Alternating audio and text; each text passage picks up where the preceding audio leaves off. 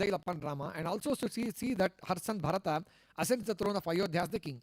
Bharata, having known the unethical designs of Kaikeyi, chides her for her undue behavior.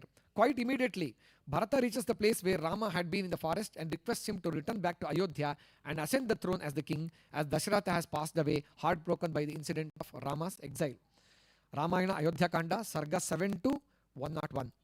In this context, Jabali, one of the ministers of Dasharatha and also a learned person, makes a mock advice to Rama to take up the kingship. The pretense of Jabali may be adjudged by internal and external evidences of the text. Jabali did speak in the words of an atheist in this context. However, after a fitting reply by Rama in the next Sarga, Jabali unfolds his real intention. Jabali speaks about theistic words and at the end of the conversation, accepting the words of Rama. Iti Bruvantam, Vachanam, Sarosham Ramam, Mahatmanam, Adina Sattvam, Uvacha Pathyam, Punarastikam cha, Satyam Vachaha, Sanunayam cha Vipraha. It is Valmiki Ramayana, second Kanda, 109, 37th verse. We may note that the epithets Vipra and Brahmanotta has been used for Jabali in the 37th verse of the 109th Sarga and the first work of the 108th Sarga respectively. It indicates that Jabali was not truly a heretic, but a learned scholar present in the court of Dasharatha. Markandeyotha Maudgalyo Vamadevascha Kashyapaha Katyayano Gautamascha Jabalishcha Mahayashaha Ete Dvijaha Sabamattaihi Prutagvacha Mudirayan Vasishtameva Abhimukhaha Sreshtam Rajapurohitam. Valmiki Ramayana 2nd to 67.3. However, Jabali seems to have spelled out the stand of atheism at times only to implore the administration to be practical oriented and maybe even to portray the stand of atheism prima facie. In the first verse of the 110th Sarga of Ayodhya Kanda, Vasishta mentions Jabali while speaking about the creation of the universe. Vasishta subtly states that even Jabali accepts creation and the destruction of the universe. The tone of admitting even Jabali is suggestive to Jabali speaking out Swabhavavada many a times. So Swabhavavada is the theory that the universe, despite its grand design, has come into existence by the natural laws of physics. The role of a cosmic intelligent designer of the universe is denied as unnecessary and laborious. Obviously, the Swabhavavada existed since the beginning of the human race, both as an apparent look at nature and also as a denial of the creator God argument, alias Ishwaravada. Ashwagosha's Buddha Charita, Gunaratna, Sarvadarshana Sangraha, Sarvasiddhanta Sarasara Vivechanam note at this theory. It is refuted by almost all major theistic philosophers. The Shvetashvatara Upanishad 1-2 mentions the words Swabhava and Yadrucha as the proposed causes of the universe. The evolution of the consciousness naturally out of the insentient is reserved by Charvaka thinkers in the Brihadaranyaka Upanishad, noting at Vijnanaghana. These are interpreted otherwise as per the Ishwaravada and Brahmavada of the Taittiriya Upanishad's causality, Yato va imani bhutani jayante, and the Brahma Sutra, Om Janmadhyasya Om. The Sarvadarshana Sangraha, chapter 1, page 11, summarizes the Swabhavavada as Agnirushno Jalam Sheetam, Sheeta Sparshas, Tata Nilaha, Kenedam Chitritam Tasmat, Swabhavat Tad Vyavasthitihi, and I have quoted many other texts of Nyaya Kushumanjali, Nyaya Sutra, Nyaya Bhashya, and others. So, coming here, I will move further to the time constraint, and I have made a chart here, a table representation of the atheistic stand of Jabali and the theistic philosophy of Rama in the Ayodhya Kanda 108 and 109. We can note in the Sarga 108, Jabali tries to unfold the philosophy of atheism in one way and tries to implore Rama to take up kingship. So, to begin with, the Ramayana itself states that it is Dharma Viruddha, and it proceeds with Rama's rejoinder in 109, Sarga 109.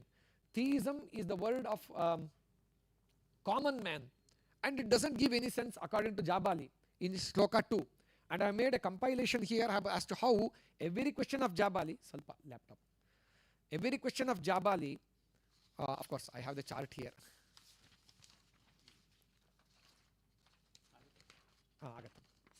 I forgot all about it.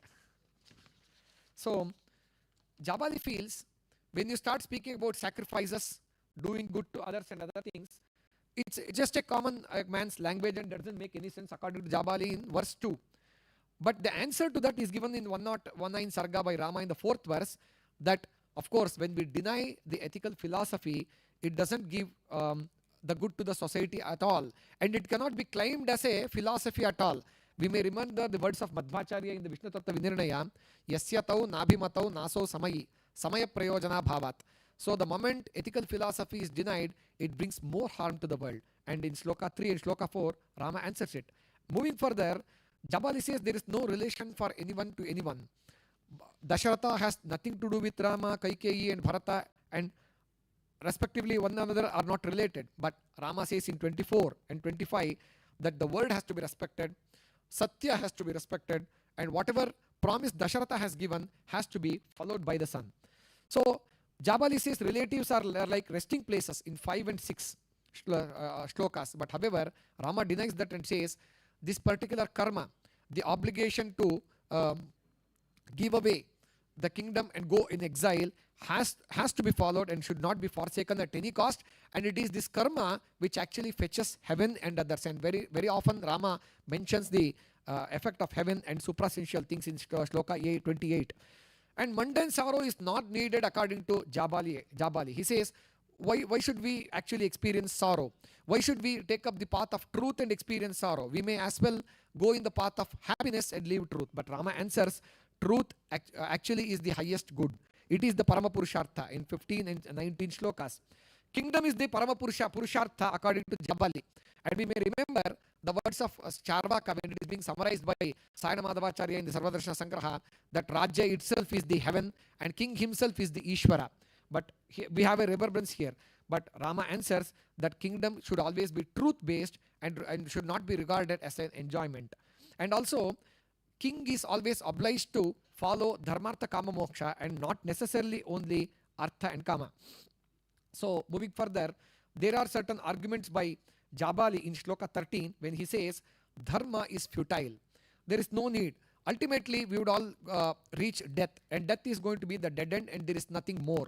But Rama answers in Shloka 20 and 21 that Dharma is the actual factor which supports the world, and death is not just the end of the existence, but we have a soul, a consciousness which actually ever lasts even in heaven and other suprasential aspects. And Jabali makes other arguments that performing the Ashtaka Shraddha and giving away food in donation and in service is not needed. If so, it would have fetched the same result to a traveler. And Rama answers all that by saying that there is a clear demarcation between what is Aindrika, that is mundane, and what is Atindriya or suprasential. There is a fine line of demarcation. So when we are speaking about suprasential things, it is the Shastra which makes up the Pramana and it should not be forsaken. So Sarvaloka Darshini is the phrase that is used by Jabali himself to portray his philosophy. But Rama answers in Shloka 2:23 that it is not so. It is apparently pleasing, but ultimately the existence of consciousness beyond the body has to be ascertained, and Dharma is the backdrop of our existence. And so finally, what would be the conclusion? In fact, Jabali himself says that the words of Rama are indeed true. He only said that from an utilitarian perspective, to implore Rama to be more practical in viewing the kingdom and not necessarily to advocate the atheistic philosophy. Nanastikanam vachanam bravimyaham. These are the words of Jabali.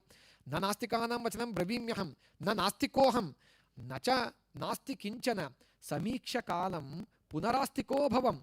Bhaveya kale punareva nastikaha. Very interesting sloka. That is sloka 38 of the 109th Sarga. So we can see the personality of Jabali here, that Jabali tries to speak about the atheistic philosophy only from a utilitarian perspective.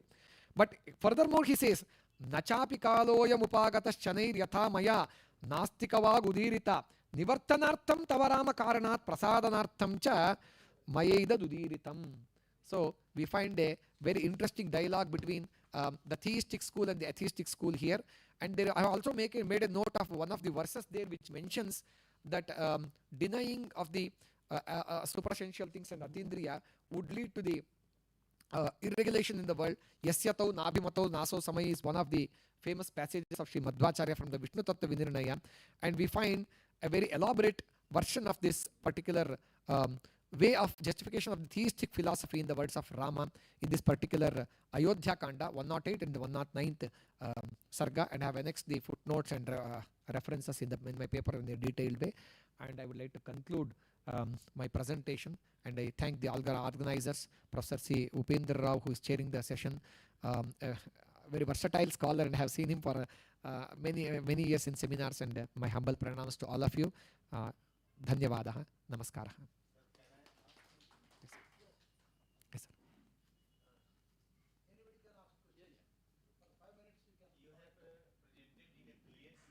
Yes, sir. Mm.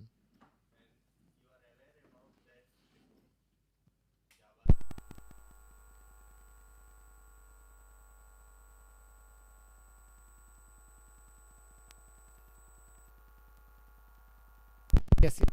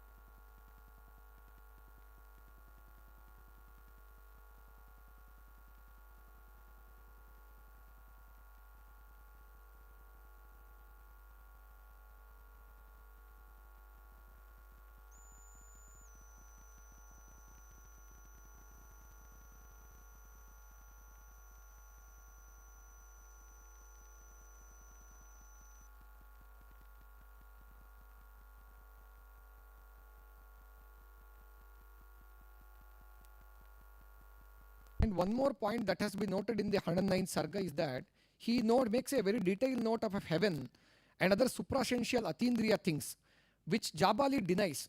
So Jabali, in the sense of Nastika, when he himself says the word Nanastikoham and other things, and the Astika and Nastika word appear in the Ramayana also, in the sense that suprasential and mundane things are accepted or not. So Ram accepts atindriyas. Mm. Mm. Mm. Yes, yes. I have used the paper. In the paper, I have used the Swabhava, the paper word. Yes. Mm. Mm. Yes. Yes, yes. Satyam. And that is exactly why he denies the suprasentials. Yeah. Mm. Mm.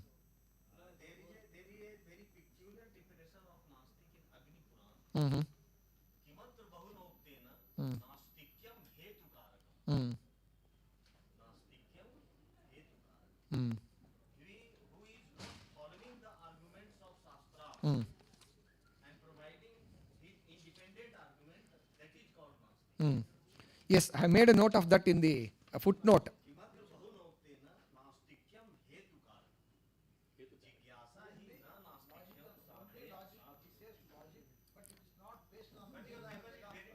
Ah. Mm. Okay.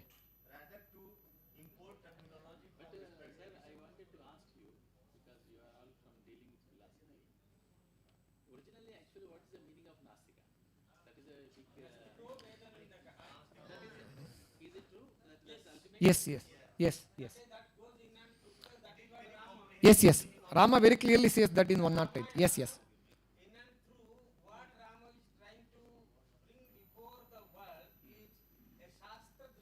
Yes.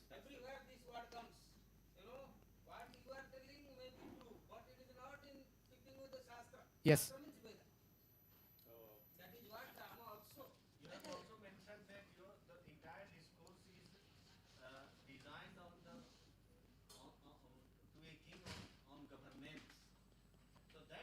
Mm. Yes, with Satya. Satyameva Pratishtitam. Satyam. Satyam. Satyam. Yes. Yes, yes. No, in Chamarajya Sanskrit Pathshala.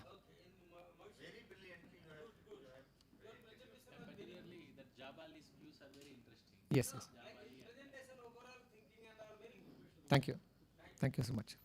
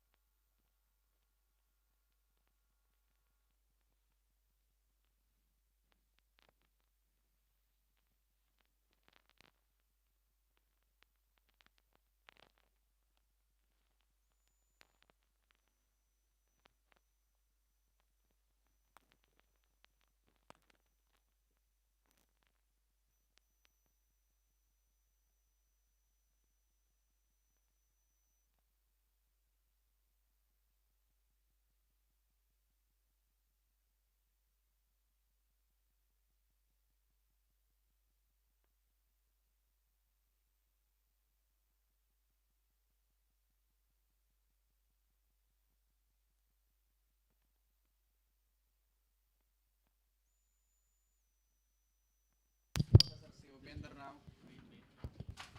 Professor in Sanskrit and Indic Studies in J.N.U, New Delhi. He is going to present the paper upon the glory of Ramayana in Cambodia.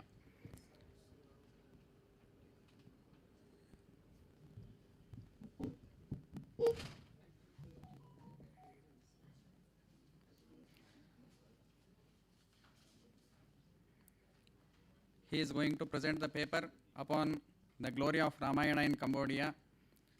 So I welcome him to present his paper. Please.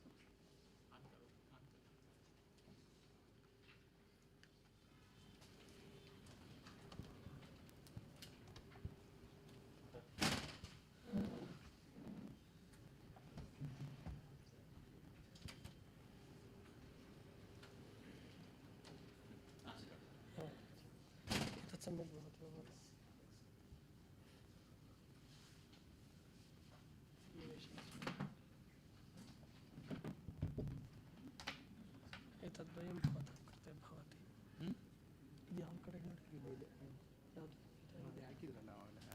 ಬಂತ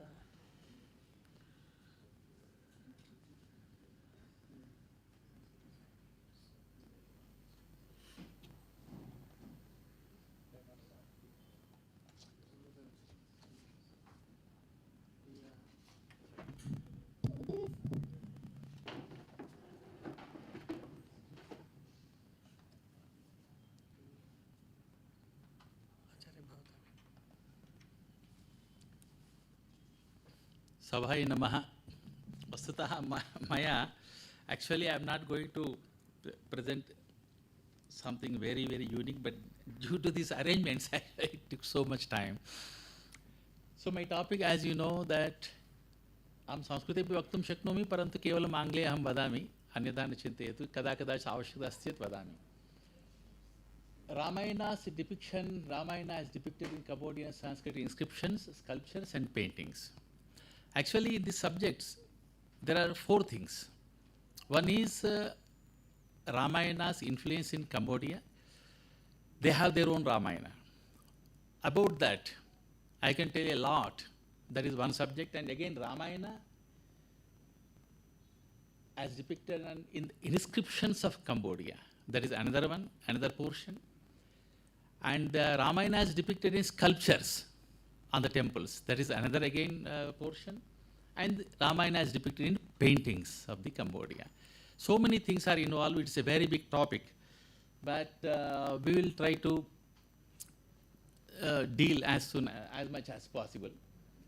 So long ago, Ramayana of India had entered in the whole Southeast Asia. Most of the people know this. Due to its, why it has entered into, just as we were discussing in the morning, I tell you very briefly that because I studied Sanskrit from my childhood, I am also acquainted with the Sanskrit literature. In entire Sanskrit literature, there is no poem equal to Ramayana. No poem is equal to Ramayana. And this is a wonder how Ramayana entered, crossed the oceans and entered into every country. That is what I wrote. And these countries indigenized the story of Ramayana according to their native cultures. Ramayana is called Reemke, Reemkeen in Thailand, and Ramakeen in Thailand, and Reemke in Cambodia. On the temples, pagodas, and royal palaces of Cambodia and Thailand, both countries, the sculptures, paintings of Ramayana can be found enormously. Reemke. Now, my subject is only confined to the Cambodia.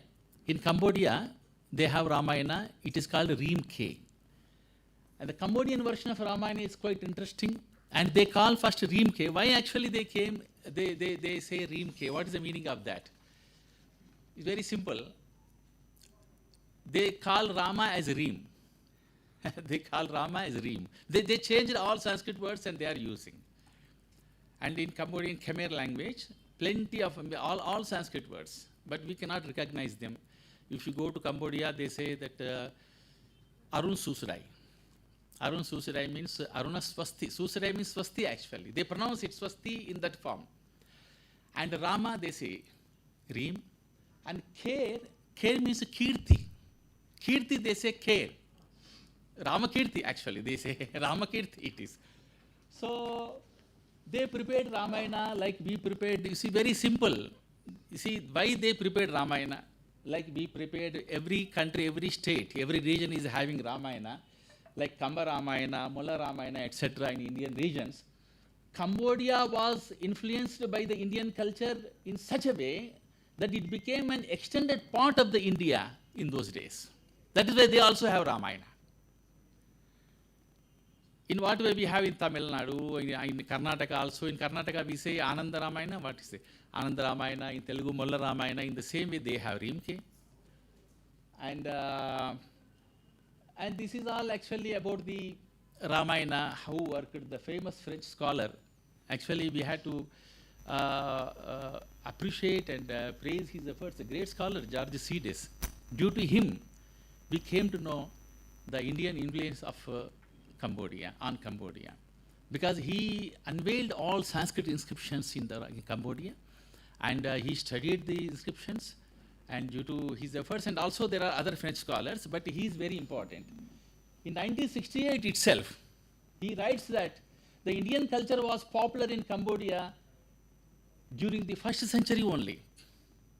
The first evidence of existence of Ramayana in Cambodia is the wheel cantel inscription, dated back to 6th century Common Era, which informs us about the 3 Indian scriptures, that wheel cantel inscription. That is number 1, Ramayana, number 2, Mahabharata, 3, Puranas. The Ramayana continued in Cambodia in its original form till the 14th century Common Era. That means Valmiki's Ramayana was studied and heard in its original form till the 14th century Common Era in Cambodia. Ramayana, they did not have Reemke at that time. Up from 1st to, actually Reemke was composed in the 16th century. And before that they had Ramayana. From 1st century only, they know. What is the evidence? George C.S. wrote on 1968. Who can deny it? So very clearly he wrote, wheel cantel inscription. You see, we have the great source of inscriptions in Cambodia. due to that we came to know all these things. It's a great thing, really. So now, they know up to first to 14th century. We also did same thing, in India. First we used it to study Valmiki Ramayana only. And we had the influence of Valmiki Ramayana. Then later on regional Ramayanas came, same thing happened there also. This is what I wanted to show. Rimke, being inspired by the richness of Valmiki Ramayana, 3 Cambodian scholars composed a Khmer version of Ramayana. 3 scholars, not 1 scholar, 3 scholars. But it had not happened at once. It took 3 centuries for them to compose this Khmer version of Ramayana. 3 centuries they struggled to how to compose Ramayana in Khmer version. Because the Khmer version of Ramayana had been divided into 2 parts. The first one is based on the Balakanda and Ayodhyakanda of Valmiki Ramayana. The second part contains the story of the Uttarakanda. Cambodians have contemplated how to render such a long text of Ramayana into Khmer. It was not easy task for them because the Valmiki Ramayana contains more than 24,000 verses. Therefore, the Khmer authors, like other Southeast Asian scholars, have condensed the story of Ramayana into 5,000 verses. Otherwise, it was not possible for them. And Ramayana, Mahabharata influence you can find in like a Praharoop stele inscription of Rajendra Varman, that is the common era 883. We can find the references of many references of Vedic scriptures. In fact, I also wrote another paper on this Indian culture as depicted in the Cambodian Sanskrit inscriptions, which was already published in Tattva Bodha of IGNCA. In the same Praharoop stele inscription, the Rajendra Varman, his date is the 883, we can find the references of Ramayana and Mahabharata, both we can have. So we go ahead because it's long. According to Valmiki Ramayana, Rama and Lakshmana both are tied with the Nagapasha and became unconscious. But so that we can say that this sculpture is based on the Valmiki Ramayana, which was very popular in those days. But later on, when Khmer people have had their own Ramayana, Khmer Ramayana, Ramkian, actually here what happened, this is the temple where we can find such sculpture. This is the when Lakshmana, Indrajit has shot the Naga Pasha. According to Valmiki Ramayana, both Rama and Lakshmana both are tied with the Naga Pasha. That is why, and this sculpture is based on the Valmiki Ramayana, not Rimke. Actually, Rimke was not there because this temple was constructed in the 11th century only. The Rimke came in 16th century. Very clearly, that means this sculpture shows that they directly used it to study Valmiki Ramayana, they used to hear Valmiki Ramayana. This is the evidence. And they indigenized the Ramayana. They have their own stories, different stories. Like the main important, there are many, we don't have time. One is Hanuman has a son. They say it is Machanub. When Rama was constructing the Setu to Lanka, Hanuman was throwing all Pashanas into ocean. But all these stones were not coming up into the ocean. All these stones were swollen by a fish. Its name was Suvarnamacha. And Hanuman, after trying so many attempts, he understood where my stones are going. Then he jumped into the ocean. And he went into the ocean and found the Suvarnamacha, and he was very impressed by the beauty of Suvarnamacha. And he married her. This is the story they have. And he came back. And then Suvarnamacha became favorable to Hanuman, and she helped. Later on, she helped for the bridge. Only with her help, the bridge was constructed. And later on, when Rama was taken into Patala by Mahiravana or Airavana, they are synonyms, then Hanuman goes into Patala in order to bring Rama back. And how Hanuman goes into Patala, they have their own version again. There was a huge pond on the earth, and that pond had a huge lotus flower, and Hanuman entered into the lotus flower through the lotus stem, that lotus what you call it, uh, that Nala, and he entered into Patala. That was the way for Hanuman to go into Patala. So he entered into Patala through that lotus flower. And when he entered into Patala Loka and there was Dwarapalaka, he stopped him. And he says, that Hanuman says, you know, I am Hanuman, you know, I'm great warrior. You cannot stop me. Then that Dwarapalaka said, you know, I am also great warrior because I am the son of Hanuman, he said. Then Hanuman surprised, how I can have son? I don't know, because I don't have any son. And when after fighting, little fighting, and then he understood that he is also a great warrior and valorous person. And then he asked him, then he came to know that he was born to the Suvarnamach. And his name is Machanub. And these are stories they have extra, they have added to Ramayana, like that, this indigenization. And also there are many points of indigenization, like Agni, when Sita Swayamvara took place, all devatas came there on their vahanas, and Agni came on the ram, Mesha. That is what actually Agni's vahana is, Mesha. We say ram, not Rama, R-A-M, ram, the English word. So, but this ram evidence in Indonesia also, 14th and 15th century, we have this evidence. Agni's vahana is actually ram. They also have sculpture there, 14th, 15th century. But in Khmer Ramayana, in Rimke, in Cambodian Ramayana, Agni's Vahana is the rhinoceros. That is how they changed, rhinoceros. Genda is the Khadgamruga we say in Sanskrit, rhinoceros.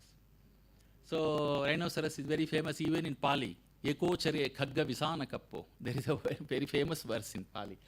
So, and during my visit of Silver Pagoda, situated near the Royal Palace in Phnom Penh in 2016, I was on the chair, Indian chair there. I was teaching in Buddhist University through ICCR. So there I visited that palace, and then the 120-year-old Ramayana paintings dated back to 1903 to 1904 are there, all in Royal Palace. Very interesting. But they are all these paintings are based on the Rimke, not Valmiki Ramayana. So there is a huge fresco depicting on the abduction and rescue. One portion of the fresco, this is all description, we don't have much time.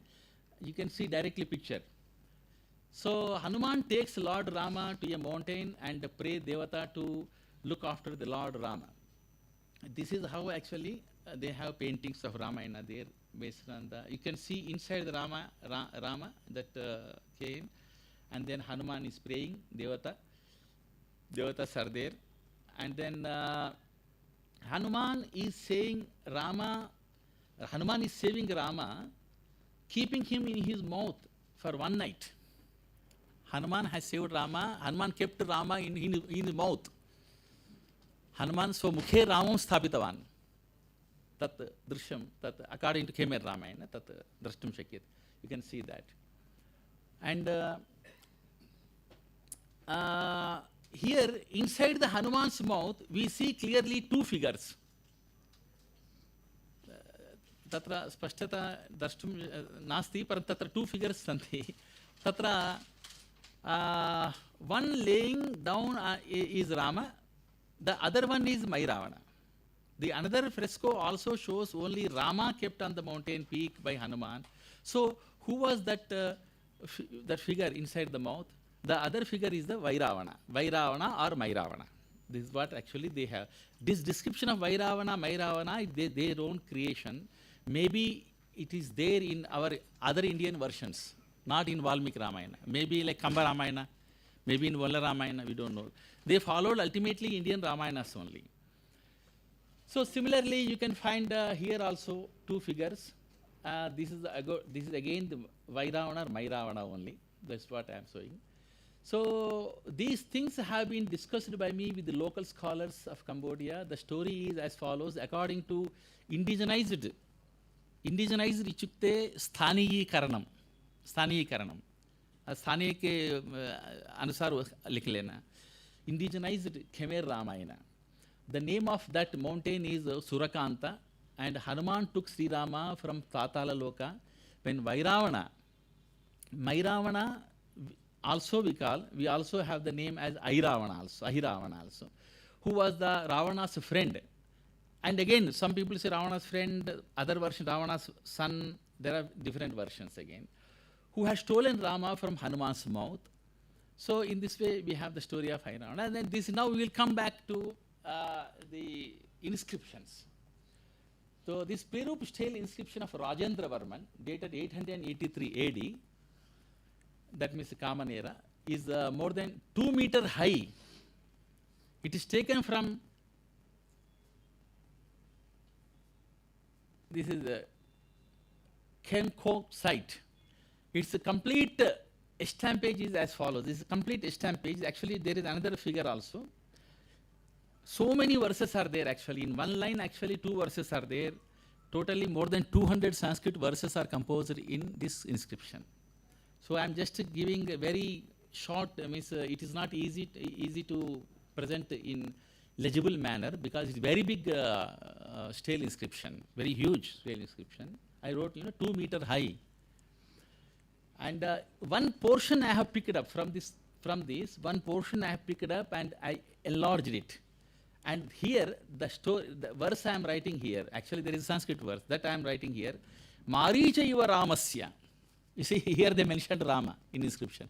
Maricha iva Ramasya namad ekakshara yasyari viro, yasyari rajo viropi jagam ananyajam bhiyam. That is verse number 207 in that inscription. So, Arthat, for this Rajendra Varman, all enemies were afraid of hearing the name of Rajendra Varman. In the same way, in what way Maricha was afraid of hearing the name of the Rama. That is how they are giving example. So you can understand the influence of Ramayana on Khmer culture. The temple, this Prarup temple was constructed by King Rajendra Varman during the 10th century. And King Rajendra Varman was the lover of Sanskrit language because he installed a huge Sanskrit inscription here in this place. Once upon a time, it was here, that Sanskrit inscription, but now that Sanskrit inscription is in the museum of Phnom Penh. That inscription is the longest Sanskrit inscription found in Cambodia, and it was nicely written.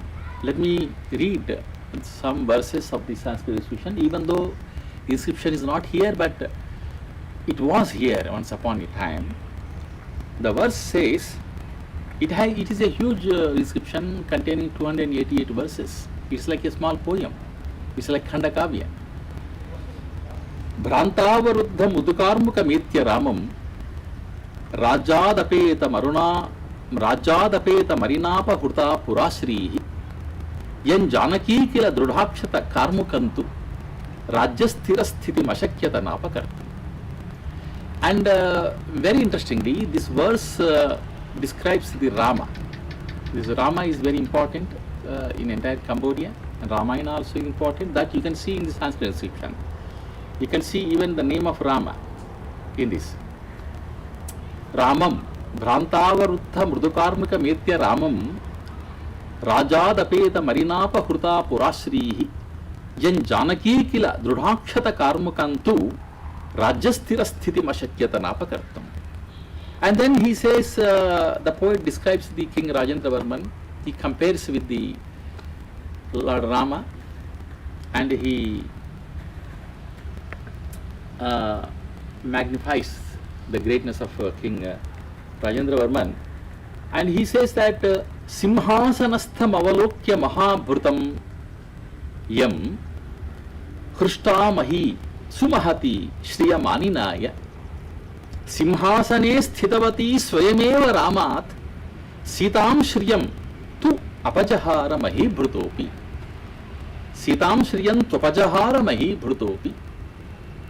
This is a wonderful verse. King Rajendra Varman, seeing this King Rajendra Varman who is installed on the throne Simhasana, the vast earth was joyful and brought him lot of Shri, lot of fortune. But when Rama was sitting on the same Simhasana once upon a time, she had taken away Sita, the Srihi.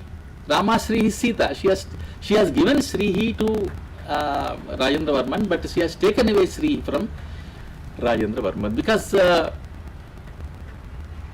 Earth, goddess Earth, has given a lot of wealth, Sri, to King Rajendra Varman. The same goddess of Earth has taken the Sri, that means Sita, his wealth was Sita, from Rama. So, in this way, there is a beautiful poetry also in the descriptions there. So, the poet, the writer of the inscription, in fact, what he is doing is comparing Rajendra Varman with Rama and enhancing the qualities of Rajendra Varman. That means you can take it as a Vyatireka Alankara. Upamanad Yadanyasya. Vyatireka Sayevahi. I forgot it. So, like Vyatireka Alankara here, you can sign. And this is the Bafun temple. Bafun temple means actually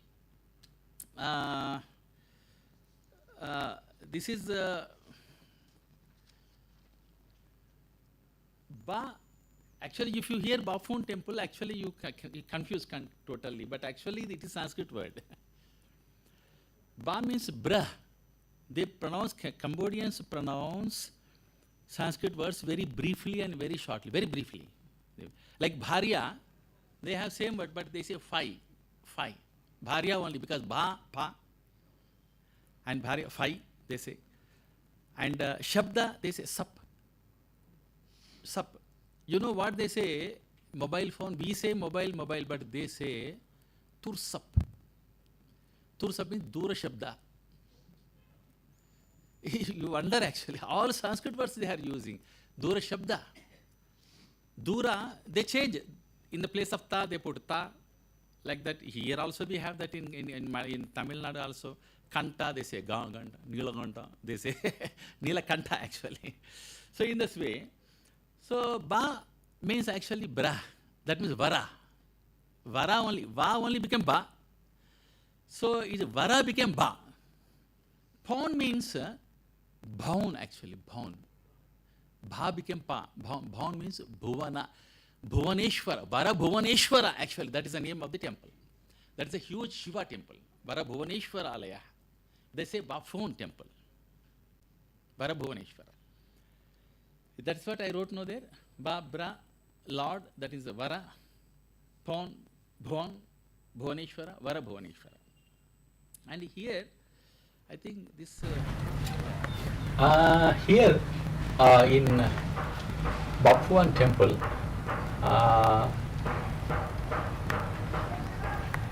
you can see the description of Ramayana. Here Rama and Lakshmana are standing here, and when Vali and Sudhiva were fighting, Rama has discharged an arrow, and ultimately it is hitting the Vali, and Vali has fallen down. And then you can find here Rama was so, when Sita was abducted by Ravana, Rama was so sad. You can see the sadness was shown by the hand. When head is his hand is attached to the head, that means that sadness, and that Rama was sad, and he gave his ring to Hanuman to search with Sita, and Hanuman ultimately entered into Lanka after that.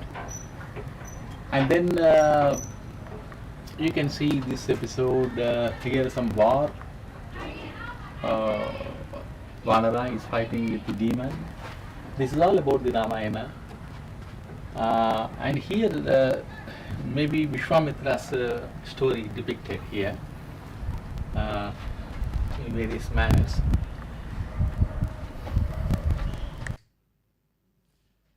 So, and this, the Ramayana sculptures and temples you can find, like the Ramayana war scene on Praveshadwara of Bantai Samurai temple. That is in Ankurthom. Ankurthom means actually, it's a very big area. It's like Ankur Nagara actually, Mahanagara. In that there are several temples. This is one of the temples in Ankurthom. So here war scene, you can see war. And the Praveshadwara only. It's a huge temple. On the Praveshadwara, they have such sculpture from Ramayana. That is from Ramayana. And Ramayana war scene on the Bantai Samurai temple at Ankurthom. That war scene, just now we have seen that war scene. And actually that person, this left side, Sugriva actually. Sugriva is fighting with Kumbhakarna. So how to find he is Sugriva also, it needs a lot of research because he has a crown. That is why he is Sugriva. Otherwise, who is demon, who is God, it is difficult. There are so many clues to recognize them. Because somebody may think that I have taken from photo from others. That's why I kept this photo also. So that I was there at that time. I was just standing in the temple. I have taken myself that photo. This is only picture, not video. And here the Ramayana war scene on Bantai Samurai temple, Ankurthom, Ramayana war scene, you can see clearly Rama. Completely you can see the sculpture of Rama. How he is shooting arrows on his chariot is everything very clearly, very nicely. And this is another little bit different, but one sage is reading the palm leaf. This is Bayon temple. Sage is reading the palm leaf, the sculpture on Bayon temple during the 12th century. That means by the 12th century they had the palm leaves and they used it to study everything through palm leaves. So even though paper was introduced by the Chinese at that time, but religious texts were read by palm leaves, not by paper. For example, let me describe one big painting in detail, Ramayana painting here. Just this is the Ramayana murals on the Vadbo Pagoda. Murals means wall paintings. Vadbo.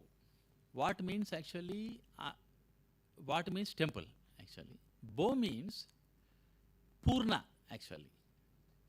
Its original name is Rajapurna. Rajapurna Pagoda. Everybody knows there, but they made it very short. Bo, they say. Purna, Bo. Raja, mural paint Raja. And here you can see, this is a Buddhist pagoda. Buddha's pagoda, Buddha's temple. But inside the Buddha's temple we have Ramayana.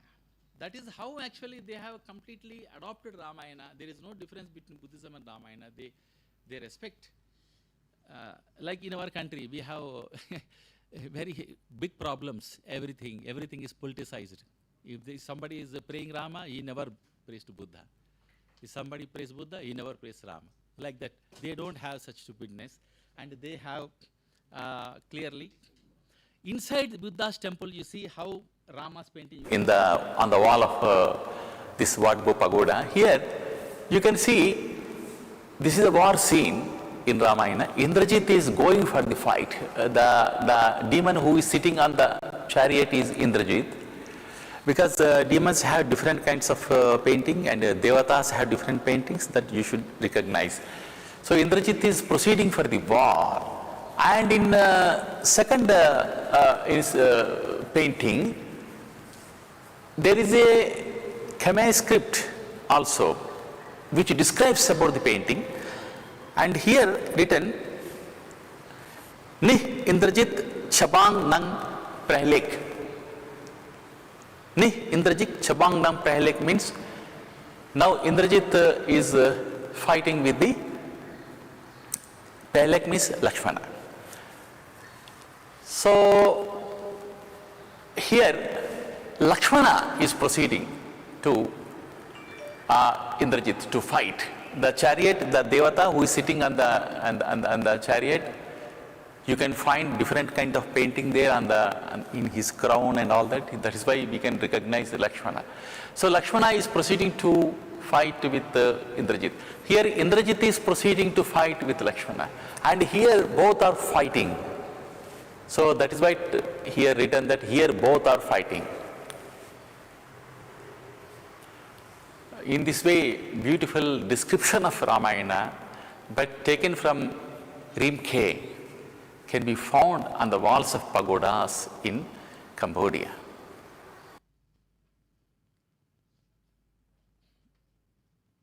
This is the Bafon temple again. There, let me see whether it is in Bafon temple. See, why actually I am talking very slowly here? There is a reason.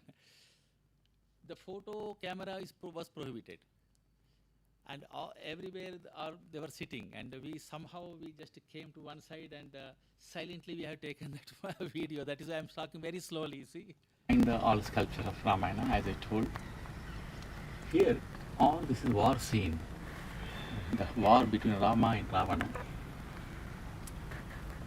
Here, Rama was not able to fight with Ravana. He was in very high. That's why Rama is sitting on the Hanuman and fighting with Ravana. You can see that. And then here, Hanuman himself is fighting with the 10-headed Ravana. You can see Ravana clearly, and you can also see the 20 hands of Ravana. And this is the depiction of the war.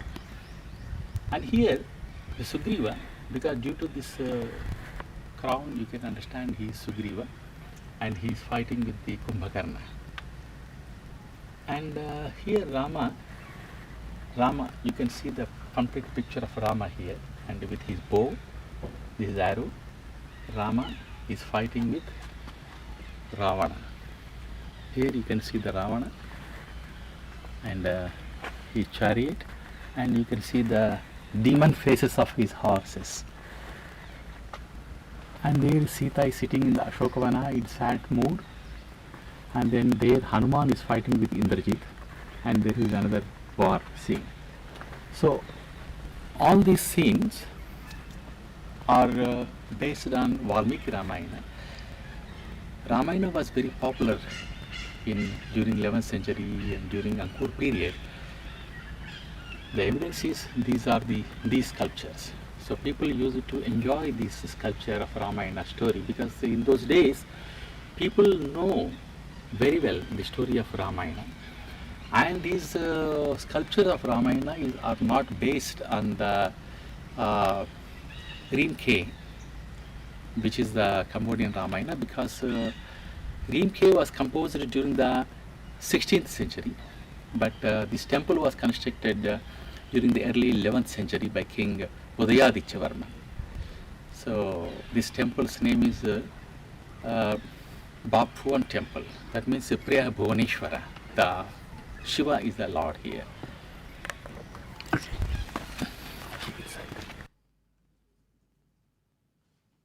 You see what Damanak pagoda? There is another pagoda. I think this we do not get. This video is missing. This Baphuan temple, same picture. And this is Vatbo. You can find Buddhist pagoda, but all Ramayana paintings outside. Inside paintings I have shown, these outside on the walls. You can find again Ramayana. All. And this is one coffee shop. The coffee advertisement, how they are doing, you see. This picture displayed in one of the coffee shops in Phnom Penh shows how famous is the Ramayana story in Cambodia. Rama and Hanuman both are taking coffee.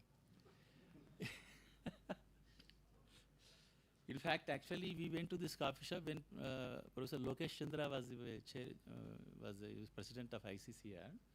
We have taken him for the coffee to that restaurant. That time I have taken this picture. This picture was there. And Angkor Wat is very famous temple, and there are so many pictures I have not taken. Complete Ramayana paintings you can find on Angkor Wat. Some pictures I have taken from Ramayana. And again, Angkor Wat Ramayana, not clear, but you can find that is a royal. This is a is a lintel from Kokhet temple of Kampong Cham province. There are provinces, province means state. There is a Kokhet actually, Kokhet in Kampong Cham province. This lintel, very interesting actually, it says that this lintel is very interesting. It is from Kokhet temple at the Kampong Cham province. This is from original Ramayana story. This is from original Ramayana story, and locals say that this is not found in Rimke. This is the depiction of Ramayana story when Indrajit shoots an arrow to Rama and Lakshmana with Nagapasha. And with the influence of this arrow, Rama and Lakshmana have fainted. We can notice Garuda also in the center. Garuda also in the center. The sadness and lamentation of the Vanaras nicely sculpted in these sculptures. Again, we'll go back. You can see Rama and here, they are both are sleeping in Nagapasha, you can see both. And you can see the sadness on the face of monkeys also. And some Vanaras are lamenting. In center, Garuda has come, no? Garuda has killed these serpents. And then they made free from the Nagapasha. That is why Garuda also is there. That's all. Thank you very much. And these two pictures also from pagoda, but Buddhist pagoda, just above upper portion you have such pictures. The modern Ramayana, Krishna they have in Buddhist pagoda. So this is also interesting. That's why I kept here. Thank you very much for giving me this opportunity.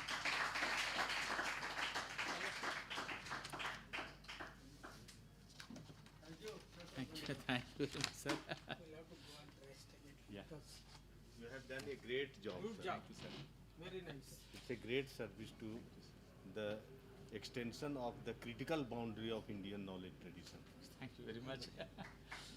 Dhanyawad. Okay, now. Oh, you can remove that. Yeah, remove from there. Yeah.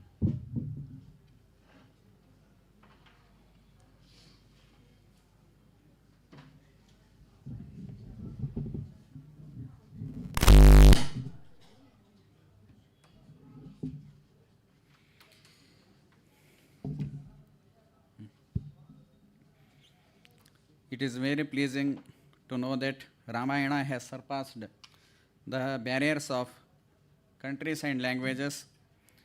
So we thank Upendra for giving us such information.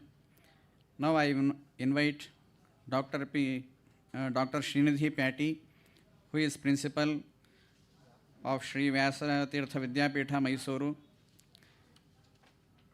He is going to speak upon analysis of Wendy Doniger's take on Ramayana. I think it will be interesting subject.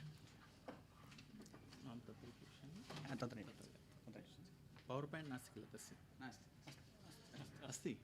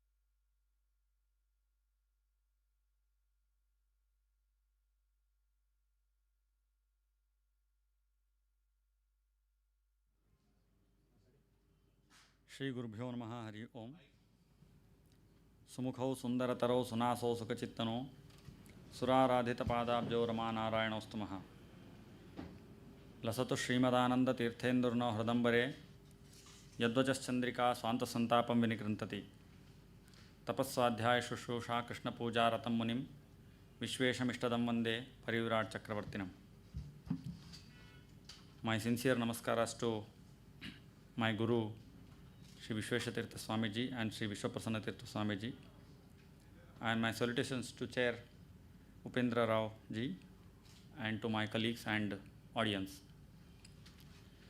Today, after Upendra ji's magnum opus presentation, I need to take care of the presentation. It's like a burden for me now, but I will try hard to present factual analysis of Wendy Doniger's misrepresentation of Ramayana. So before that, I will give a small introduction why I chose this subject. As you know, India was and is a knowledge hub for world, and many civilizations have tried to study India, to understand India. It is started from BCA actually, and in the CA, in the Common Era, after Common Era, many scholars from Greek civilization, Roman Empire, and many from Persian Empire have tried to study Indian knowledge system to understand India. And in the Middle Era, many Persian scholars have studied Indian astronomy, all the other Indian knowledge systems, and they have enriched their own tradition. Some have given the credit to Indian scholars, like Al-Biruni, he has given the credit to Indian sources.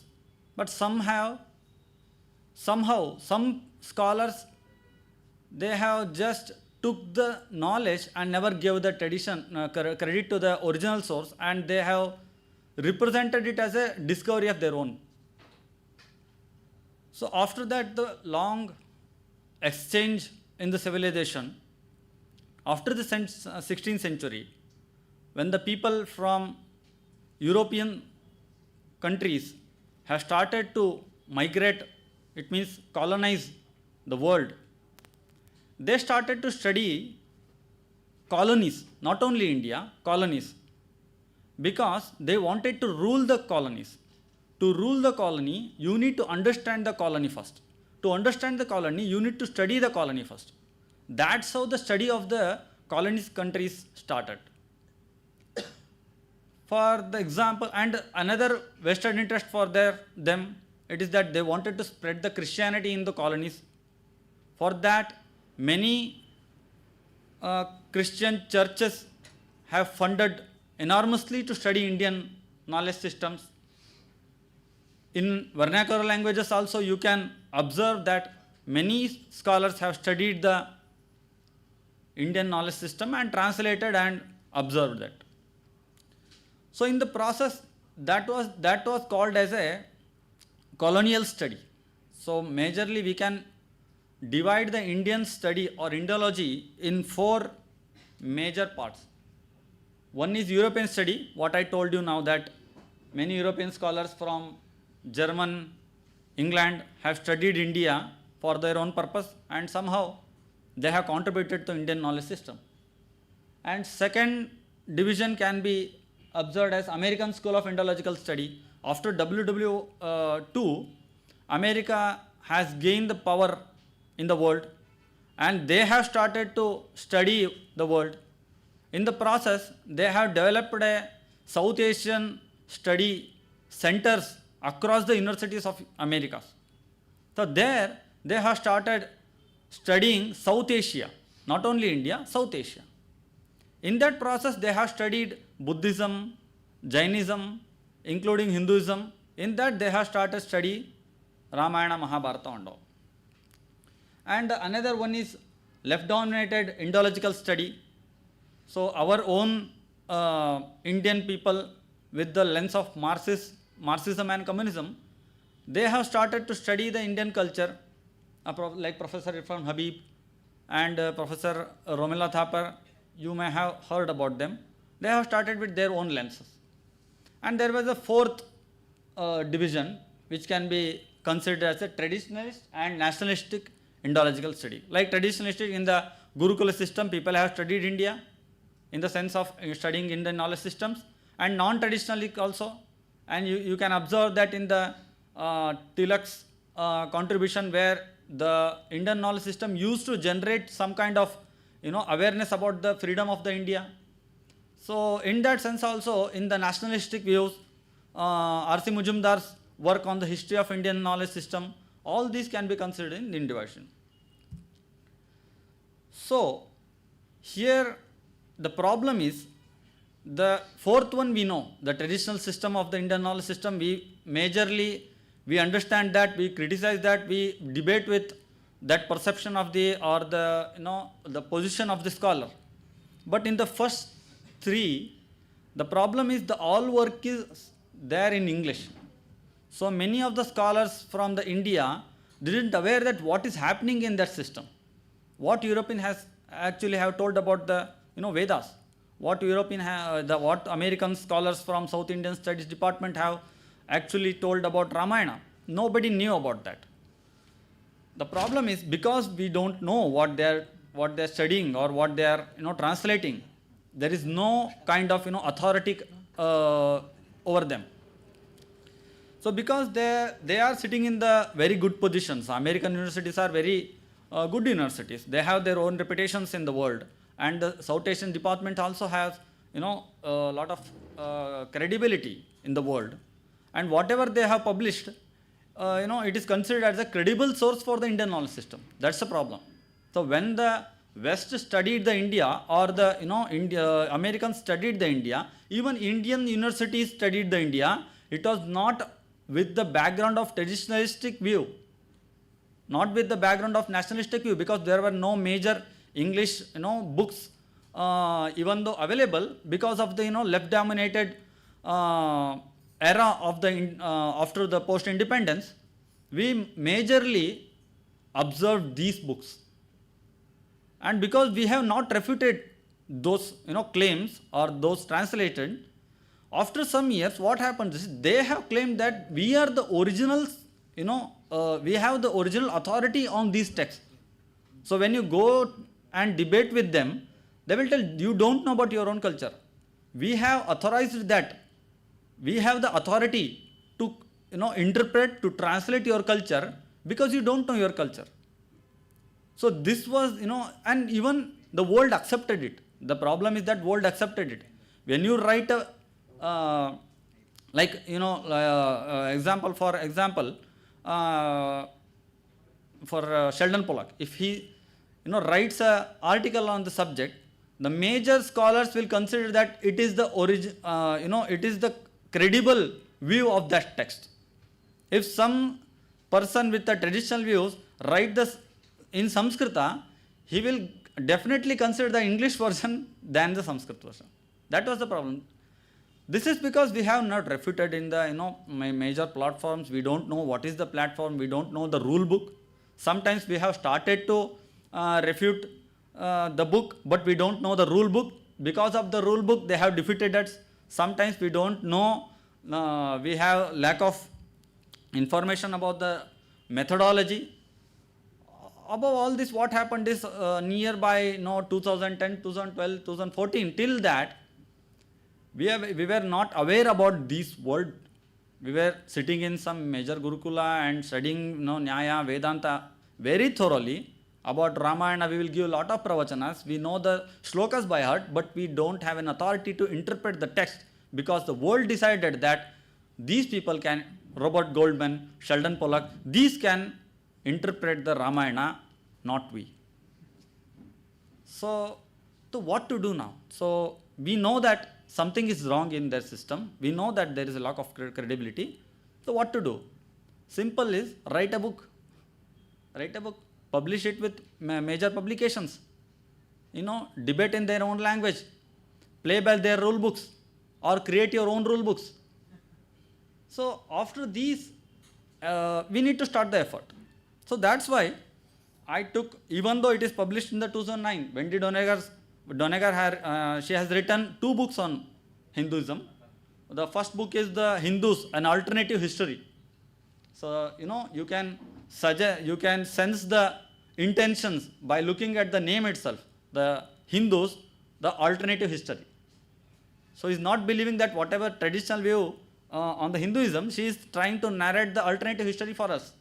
That was the first book which was released on the 2009, and it has got a lot of backlash from Indian scholars, majorly from, as you can remember, the Dr. Dinanath Batra has fought furiously, and he threatened the Penguin Books to sue, and after that Penguin Books roll back those books, claiming that they have factual errors, and but left created a perception that it is not because the factual errors, it is rollback because some kind of right wings force.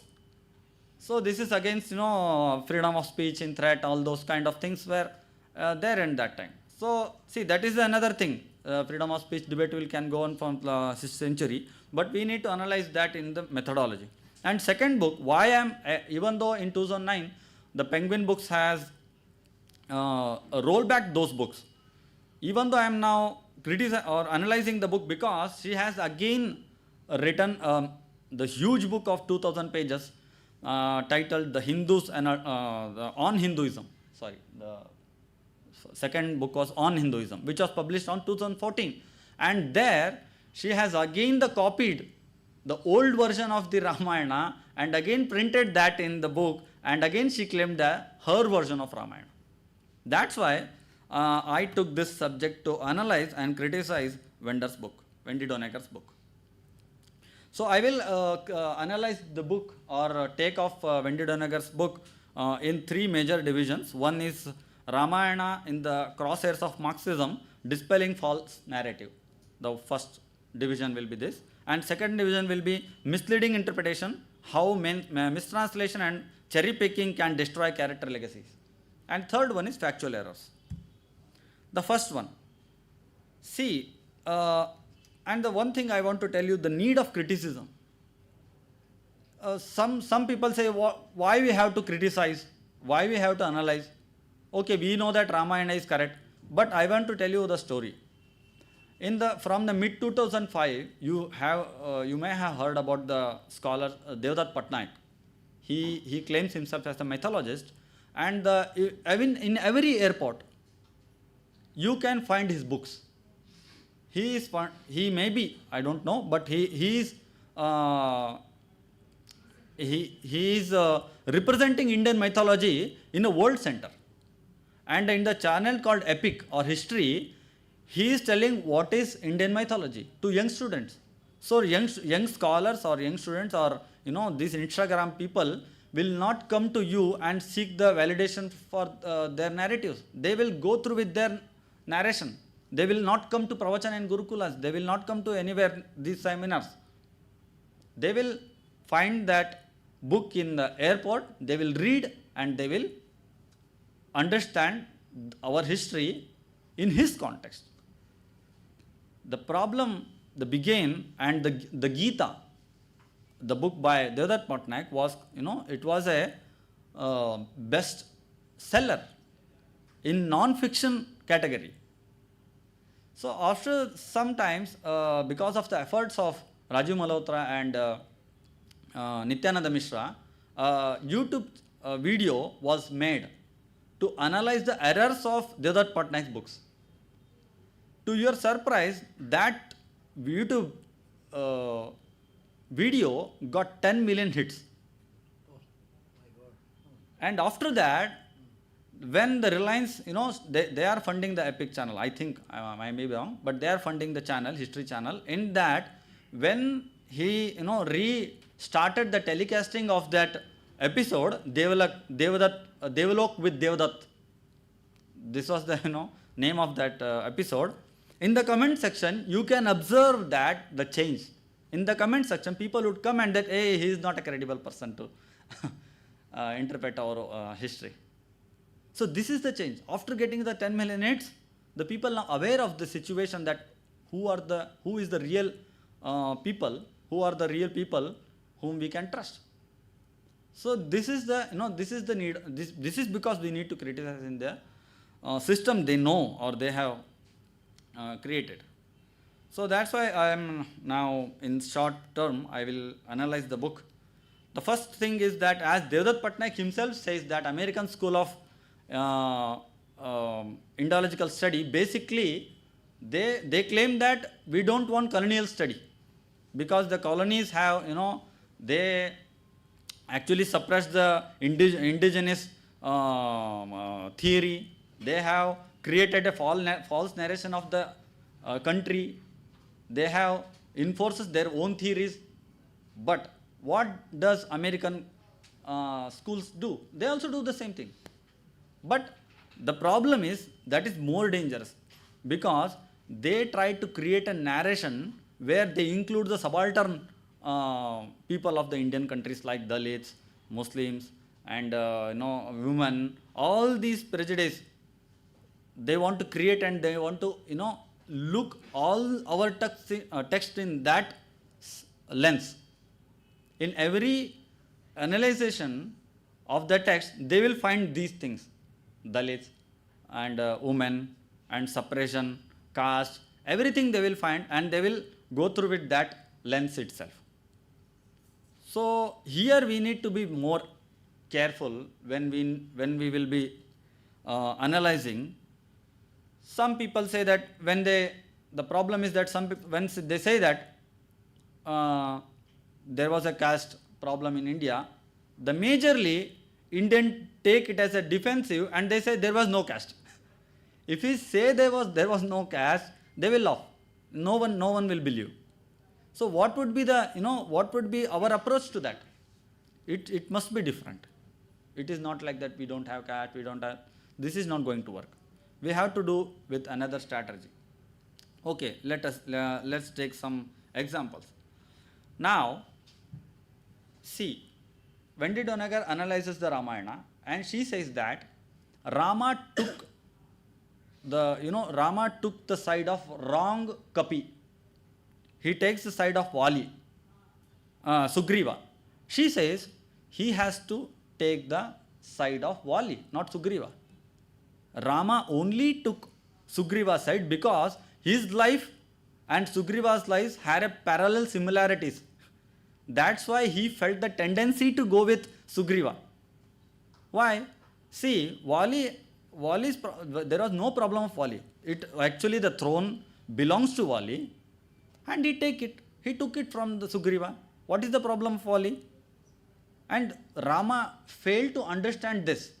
And again she says, when Hanuman came to Rama, Hanuman says that, see, the problem with Vali is that he took all the rights from Sugriva and he abandoned him, and he took also his wife and all those things he says. But Wendy Doniger says this is actually false. This is false narrative. Actually, Vali was a good man. Sugriva himself is a bad man. There was no threat to Sugriva from Vali. Actually, it is vice versa. There was a threat to Vali from Sugriva. That's why Rama took a bad decision. He couldn't figure out his, figured out to how to, whom to he should back. That's why he took, because he finds the similarities of his life and Sugriva's life, he took Sugriva's side. So now, if she, throws this kind of information to us or analysis to us, what we should do? First, we should analyze it with internal sources. If these narrative can stand out when we validate them with internal sources. Because if you give the external sources, they will say that there are many Ramayanas and there are many stories. We don't need that. We stick on to the internal sources. So first she claims that Sugriva, Rama took the decision to back Vali because he found the similarities of his life and Sugriva's life. No, that was not the case. Rama took the side of Sugriva because he felt that is this the justice. It is not similarities of his life and Sugriva's life. Even though if he hadn't come to forest, if he had somehow known that Vali kidnapped Sugriva's wife, even though if he was not came to forest, he was the ruling the kingdom, then he would have backed Sugriva. Where in that case, there was no similarity actually. But he found that justice should be prevail. That's why he took the side of Sugriva. How?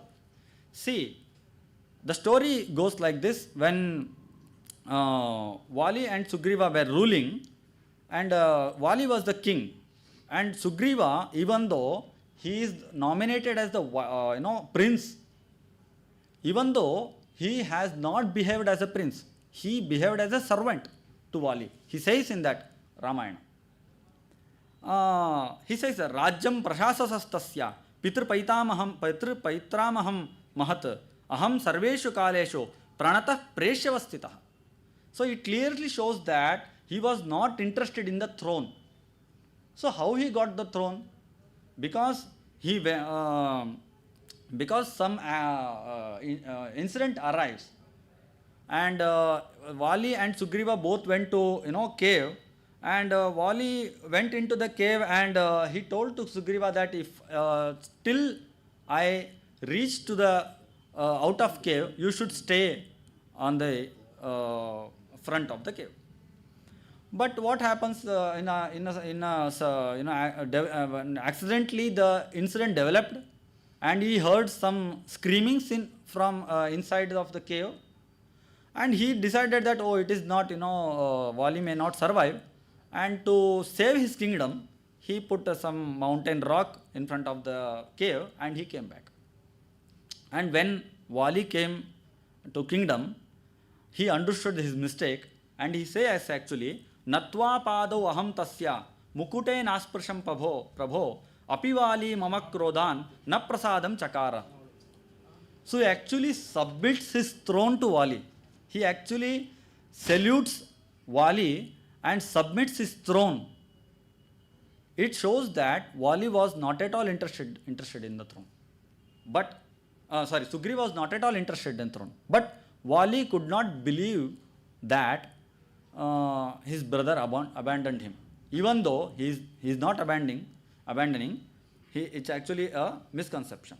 Tomeva raja manarhaha sadachaham yathashpuram rajabhava niyogoyam mamat tadvirahat kritaha. So actually what happens when he came to Kishkinda, he was not eagerly waiting to get throned. But Amatyas, Mantris decided that no, there should be a king. That's why he coronated himself, Mantris coronated him and he took the throne. He became a king. So here what she tries to say that Sugriva actually took the throne of the Vali. It is not the case. Sugriva was, he is trying to submit his throne to Vali. Vali actually took that, and after that he abandoned him, he slapped him, he abandoned him, And Sugriva says that, why you are becoming angry on me? It is totally misconception. Please forgive me. He doesn't forgive. He makes them to leave the Kishkinda. And see, and the major problem is, even though we can agree that because of the misconception, Vali had a anger on Sugriva, why he would take Sugriva's wife into his custody? Sugriva's wife, Ruma, was not interested in to live with Vali. She was forced to live with Vali. How can you justify this? So where is the justice? Is it with Sugriva's side or is it with Vali's side? Of course, when you read the original Ramayana, you can understand that it was the Vali who is actually suppressing the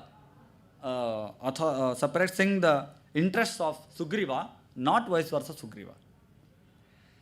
But she cherry picks the shlokas and she narrates this incidents where Rama has decided with his own interest to back somebody, not because of the justice. And this is one. And second part is, so mistranslation and cherry picking. So second part, where she clearly tried to paint Dasharatha with a bad color. Cherry picking is, some cherry picking ಅಂದ್ರೆ ಬೇಕಾಗಿದ್ದು ಮಾತ್ರ ಆಯ್ಕೆ ಮಾಡ್ಕೊಳ್ಳೋದು, ಬೇಕಾಗಿರೋದು ಮಾತ್ರ idiom. So why I have used the cherry picking? Actually, it is not an academic language. But why I have used this? Because she also used this non-academic language in her book. She says goody goody, baddie baddie. These all words which are actually used in America's young people use these words. Slangs.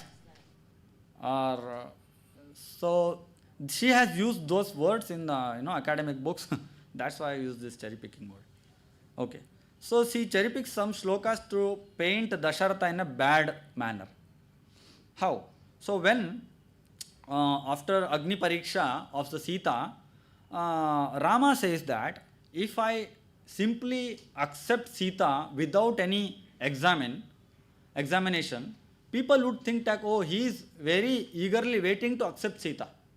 So where is the justice? So he says that Balisho khalu kamatma Ramo Dasharathatmaraha iti vakshanti mam santo janekim avishodhyahi. So here she cherry picks the word Ramo Dasharathatmaja.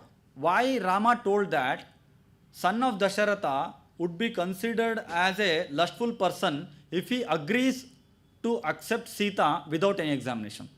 So here son of Dasharatha is a important phrase.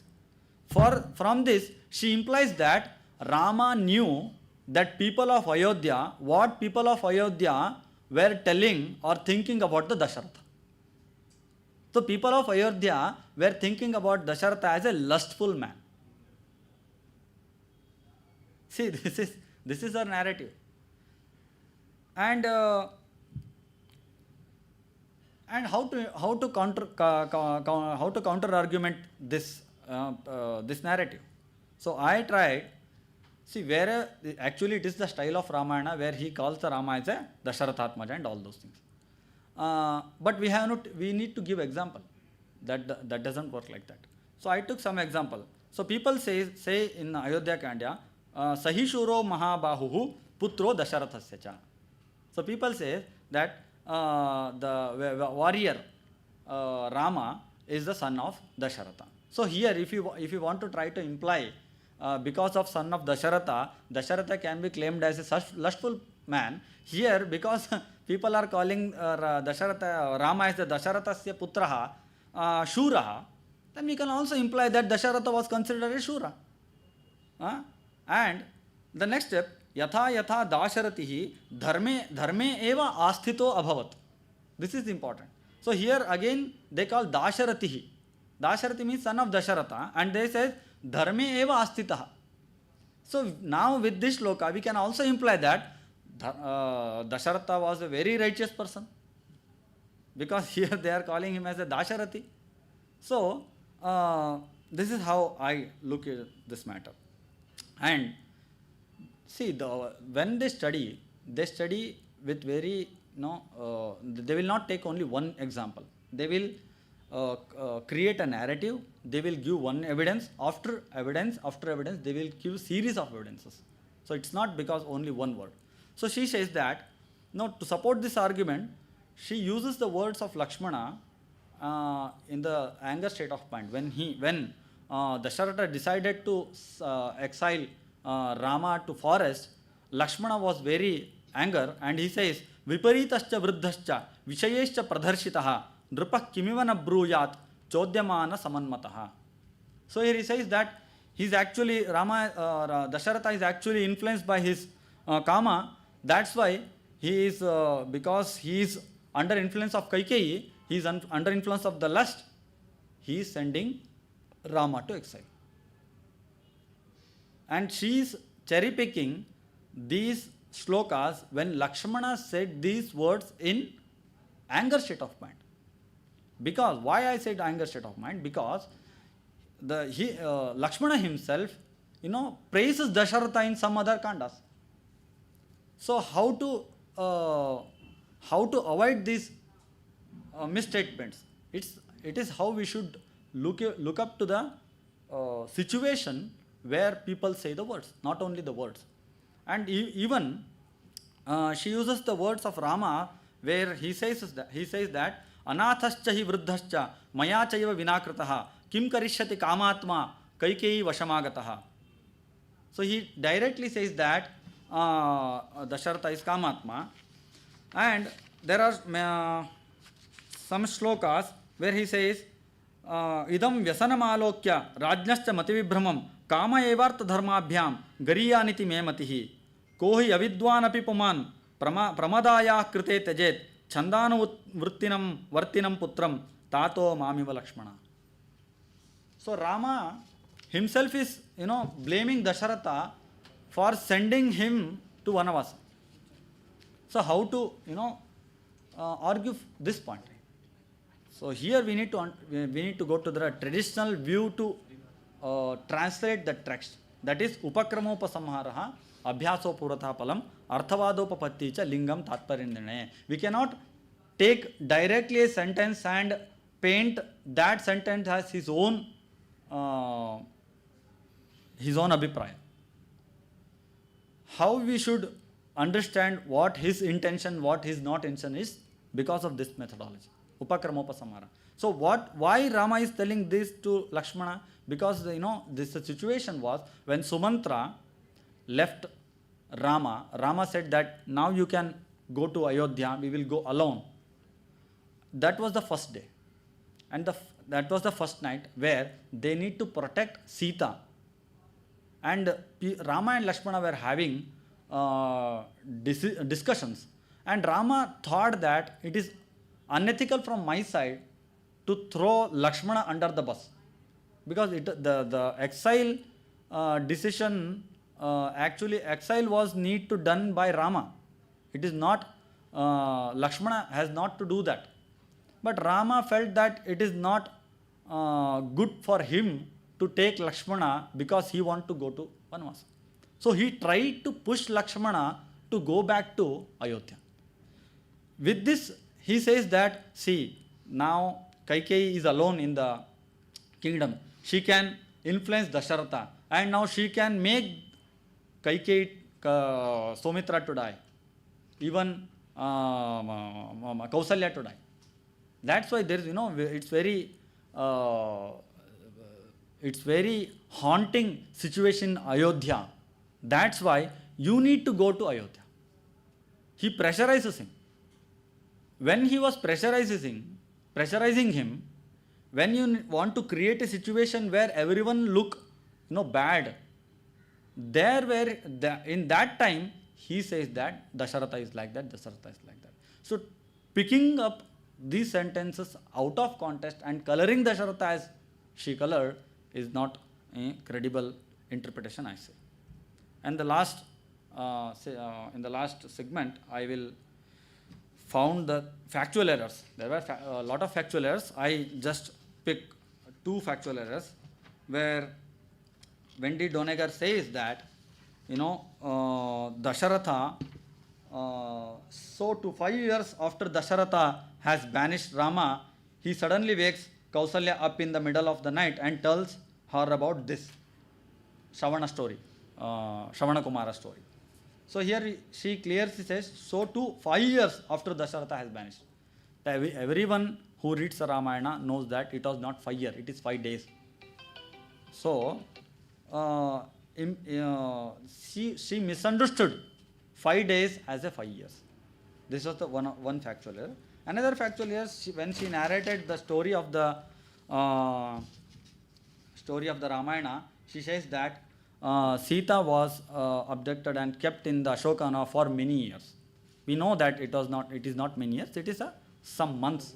So these kind of factual errors are there in both on Hinduism and in the Hindus' alternative history of on Hinduism and another book, the Hindus. So the conclusion is that I hope this will bring awareness among the readers to not to take any work on the face value just because it is published by some reputed publication house or written by some degree position decorated authors. So even though it is published by Penguin, even though it is published by California, Oxford, we not have to take it in face value. We need to examine it. We need to refute it. We need to point out the problems of there, because many people who studied, I need to agree that I need to say that many people who have contributed to Indology, many people have bias, many people don't have bias, and we don't have to mix them up. So there are many great scholars from Indological studies from West where they have contributed to the Indian knowledge system. We are not discrediting them. We are just saying that where they try to paint our system with their lenses, we need to refute, we need to analyze. Because we belongs to the Vada Vivada tradition, we need to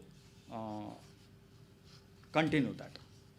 I thank Naksamki Acharya for giving me an opportunity to present my paper on this podium. I know this list was very big, even though I'm considering a small scholar from this community. The Acharya has given the opportunity to me to present my paper. I wholeheartedly thank Naksamki Acharya and whole team of Purnapradyam Samshodha Mandira, Purnapradyam Vidyapeetha. I especially thank all the scholars and especially chairperson Upendra Kumarji for listening me carefully. Thank you.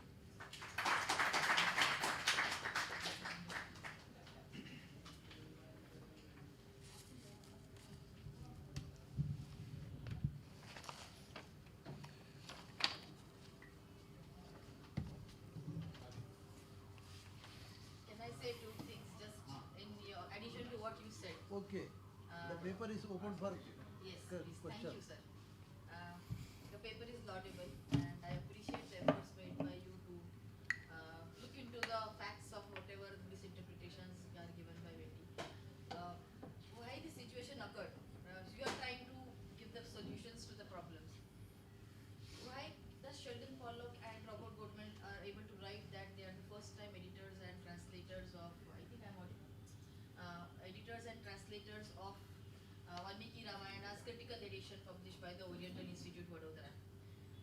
Because there was neither one of us who did that.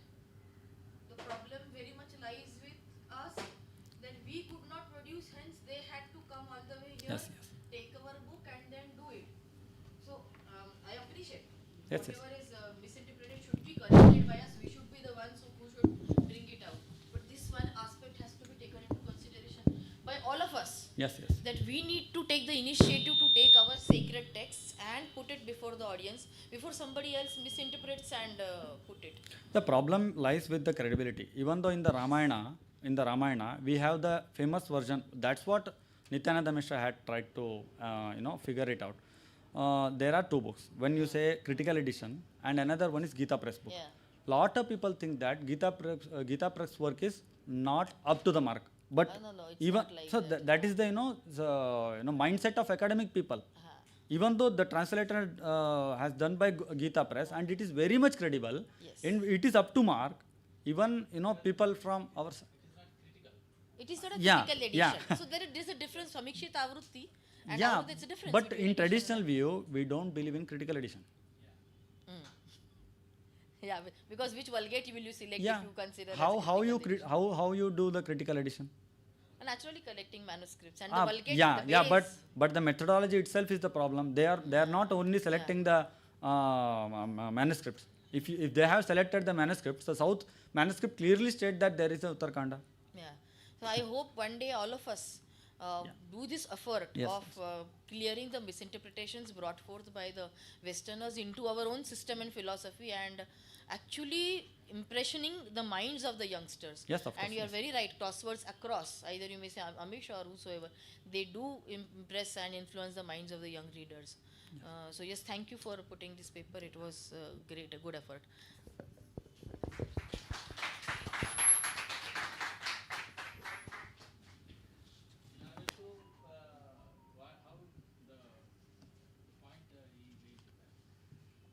So we had to write our own books. There are two things when Indians write their books.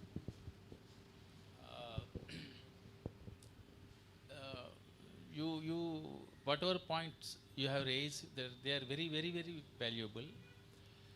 But to counter that, the fourth one, the real Indic scholars, those who are writing, and how to stop them, you said that we had to write our own writings. There are two problems. One thing I'm telling you, very practical problems. There are some academicians like you have some ideas and you wanted to write a counter book. And nowadays, Sanskrit scholars, Indic scholars, if they write a book, there is no publisher. And Delhi publishers, they are publishing only for business. And they take your book and they take only 10 copies to you and they sell all those books. And there is no royalty and there is a big problem with the publishers because they are just doing business there. And no institution, no university, no institution is coming forward to publish these books of Indic scholars. If any Indic scholar, you don't know how problems we had to face to publish one book. It's very difficult. You see, even after getting typing, you prepare completely your manuscript and give to them. After that, they convert it to other script. And again, it takes some years. So we have big problem in publication. That is one thing. And another thing is, for that actually, I think why I am telling this, some institutions should come forward. Yes. Instead of speaking, Indic scholars should write and we have to develop our own writings. Some institutions, associations, those who are supporting such kind of ideology should think to publish the books of Indic scholars first, without any problem for them. Because they are, for writing book itself is a very big problem. He has to sit for some years and writing and giving book to you and you have to publish it. But there are no publishers now. And those who are publishing giving so much mental torture for Indic scholars. That is one thing. And second is only by publishing books. Also, we cannot achieve this because there are not many readers nowadays for book. Because suppose you are writing a valuable book, and how many people are reading that? Yes. People are very much inclined on the internet and watching TV and movies, but not reading. Reading book became actually decreased. And nowadays everybody is stuck with the mobile phones. And if you leave mobile phone for 5 minutes, you feel there's something I'm losing my Atma. You feel like that. You have to immediately take the mobile. Oh yes, my Atma has come to me. So this is the situation nowadays. So in this way we have to think. There are so many, broadly what you are telling, that is a fact. But the thing is, those who are writing books and how to spread this awareness is also challenging. Yes.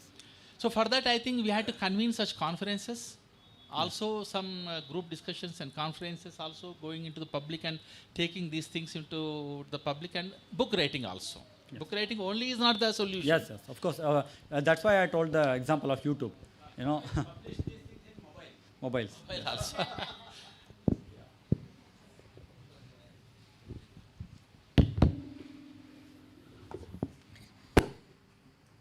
we thank Dr. Srinidhi Pyati for giving such a vibrant speech. Now I invite Dr. K.S. Suman, the Head and Research Supervisor, Department, Sanskrit Department, Loyola College, Chennai, to present a paper on women empowerment in Ramayana.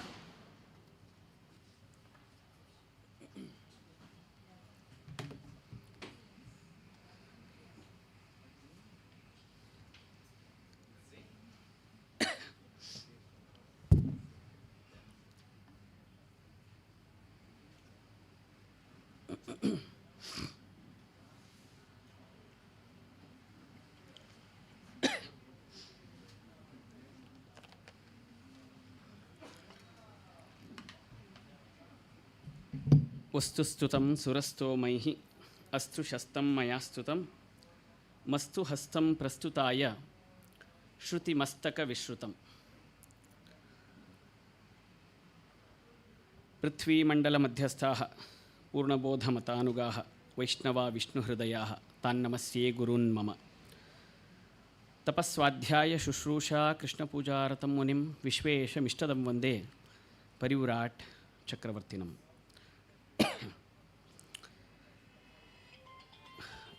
Recalling and remembering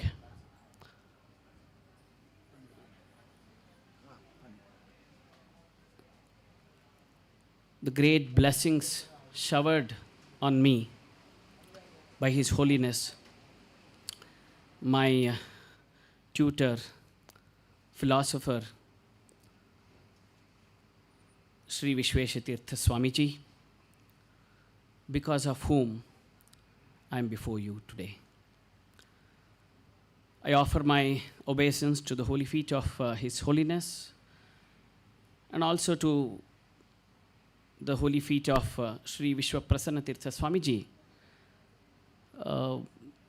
who is also my second master after Sri Vishwatirtha Swamiji, who taught me Vedic literature and various nuances of Vedic studies and Shastras and put me into the path of Dharma. I also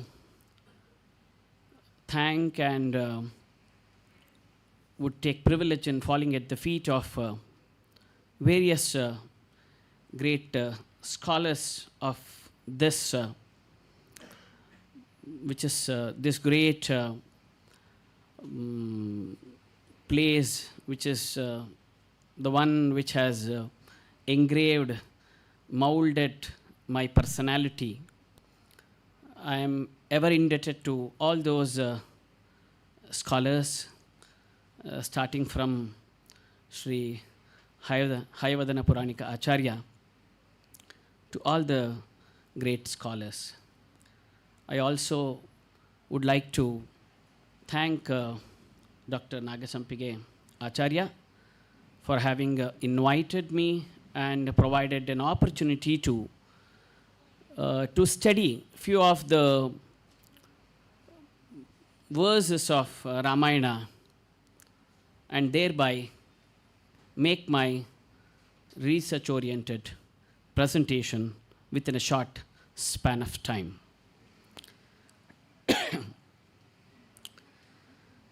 Valmiki Gita रघुपुंगव कीर्ति लेशैः तृप्तिं करोमि कथमप्यधुना बुधानां गंगाजलैः भुवि भगीरथ यत्नलब्धैः किं तर्पणं न विदधाति नरः पितॄणां. वाल्मीकि गिरि संभूता राम सागरगामिनी पुनाति भुवनं पुण्या Ramayan Mahanadi. I know that Ramayana is a very great nadi. That's what the great scholar, poet Bhojaraja also says, that Valmiki is, Ramayana is a Mahanadi.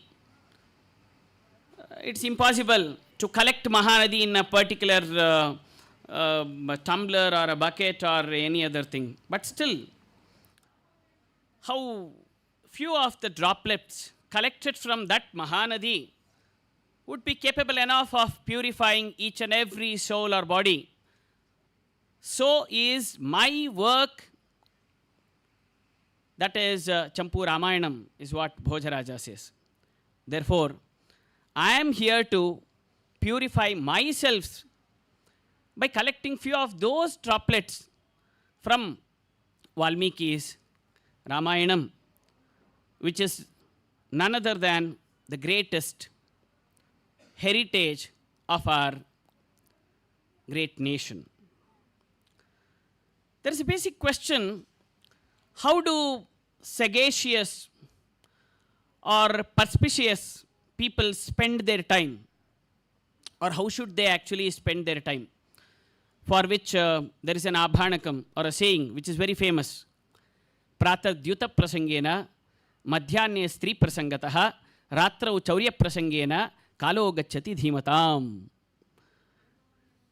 After a presentation of our beloved, most respected chair, Sri Upendra Raoji, which was a great presentation, and my beloved friend Srinidhi Acharya presented how the misinterpretations have been presented.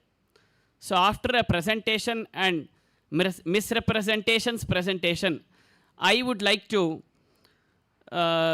speak about how interpolations and misinterpretations have actually taken place in various other so-called commentaries of Ramayana.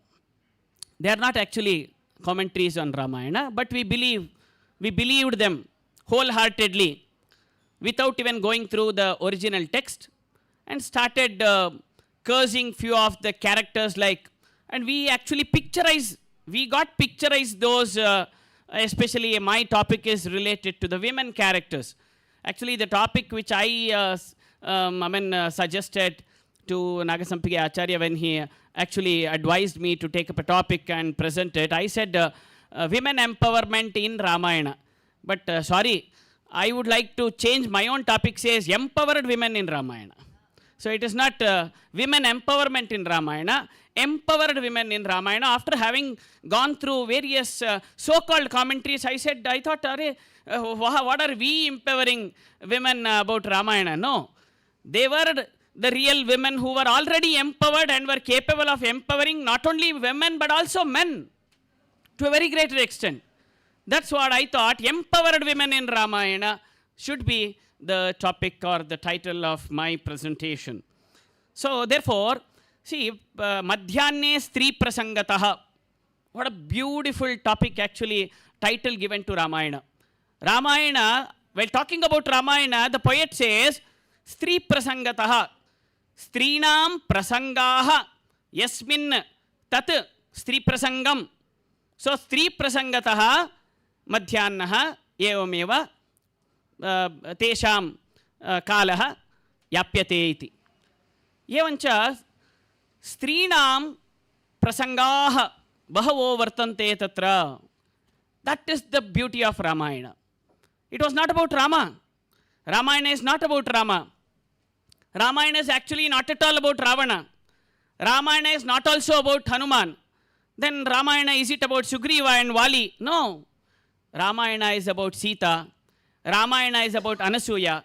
Ramayana is about Kaikeyi. Ramayana is about Kausalya. And Ramayana is about Mandodari. Various such great women who have contributed, and because of them we are even today remembering Ramayana. Hence, Ramayana need to be called as Stri Prasanga. Strinam Prasangaha Yasmin Saha Grantaha Stri Prasangaha Ramayana. Women like Ganga, Satyavati, Kunti, Gandhari, Devaki, Yashoda, Draupadi are the main pillars of Mahabharata, while Sita, Kaikeyi, Manthara, Shurpanakha are the mainstays of Ramayana. Some of them are influential figures due to their character, beauty, courage, and fortitude, while some others have a negative impact on the story of Ramayana due to their stubbornness, greed, hatred, lust, and anger, so on. That is how we have a famous averment or saying, even today buzzing in our ears, Ahalya, Draupadi, Sita, Tara, Mandodari, Tatha, Panchakam, Nasmaret, Nityam, Mahapapa Vinashanam. Natu Stri, Nasmaret Nityam. Ityapi svikartum shakyate, vastutastu na nama, yah kopi purushaha va, ya kapi stri va iti. Kintu, Panchakam Nasmaret Nityam, Mahapapa Vinashanam ityasti. Tasu, Panchasu, Strishu, out of these 5, 4 of them belong to Ramayana. That itself is enough to prove that Ramayana is the legend of many influential women, not of men. It is because of all of them that Ramayana is known even today as an epic poem, court epic, or Mahakavyam with various rasabhavas in it. Therefore, Ramayana reflects the character traits of various people from many perspectives, and therefore it is indeed a great historical book that has attracted codicers and scholars of different countries and languages even today. That is what we have seen Acharya presenting Ramayana of Combodia. That is why Ramayana itself says, what Valmiki says, let us listen to Valmiki. Let us know the voice of Valmiki. He says, Yavat sthasyanti girayaha saritascha mahitale tavat Ramayana katha lokeshu pracharishyati. The story of Ramayana breathes throughout the world as long as mountains and rivers exist on this earth, he says. Out of these various numerous women characters who have contributed towards the great court epic Ramayana, I have taken 1 or 2 due to the short span of time allocated to me. I have just taken 2 or 3 characters from Ramayana. Of course, how can we forget discussing about Sita Mata? She is the main character in Ramayana. Isn't Ramayana the story of Ravana who tries to kidnap Sita and finally ends up kidnapping Sita Akriti, mistaking her for Sita? Sage Valmiki actually, if we go through various commentaries, we come to know that whether it is Tulsi Ramayana or various other Ramayanas and commentaries, Valmiki actually had suggested 3 names, it seems, for Ramayana. One is Sita Charitam, the story of Sita. This title was actually happily accepted by various orthodox traditionalists.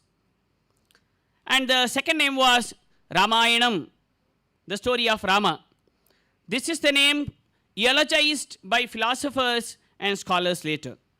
But the third one was totally discarded, that is Paulastya Vadham, as it conveys a tragic sense.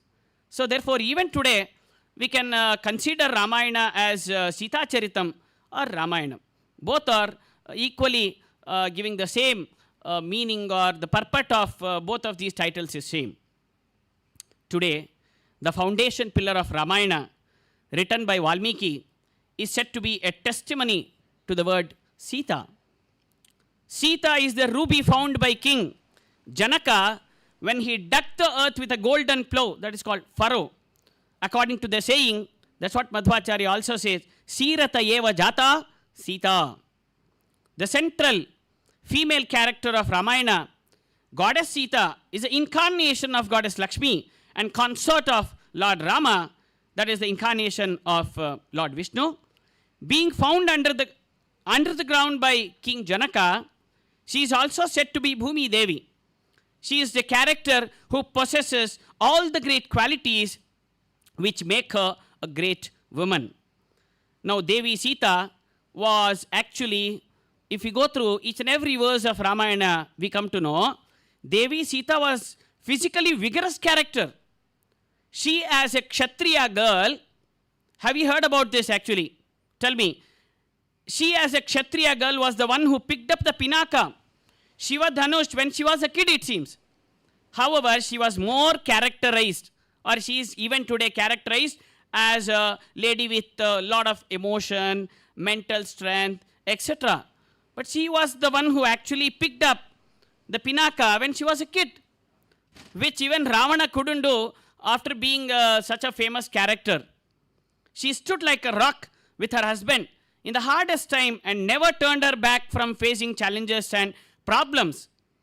In fact, as per Ramayana Ayodhya Kanda, 18th chapter, 17 to 54 shlokas, if we see, it was Sita. We have seen many mother-in-laws preaching their daughter-in-laws, but it was Sita who presented all three dharmas before her mother-in-law Kausalya, which she had learned from her father during her childhood. Have we tried to interpret or see Sita in this space, in this way? Never.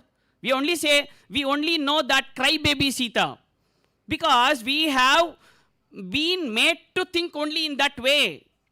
As Mr. Srinidhi said, we have been dragged to the wrong paths. This is the only way.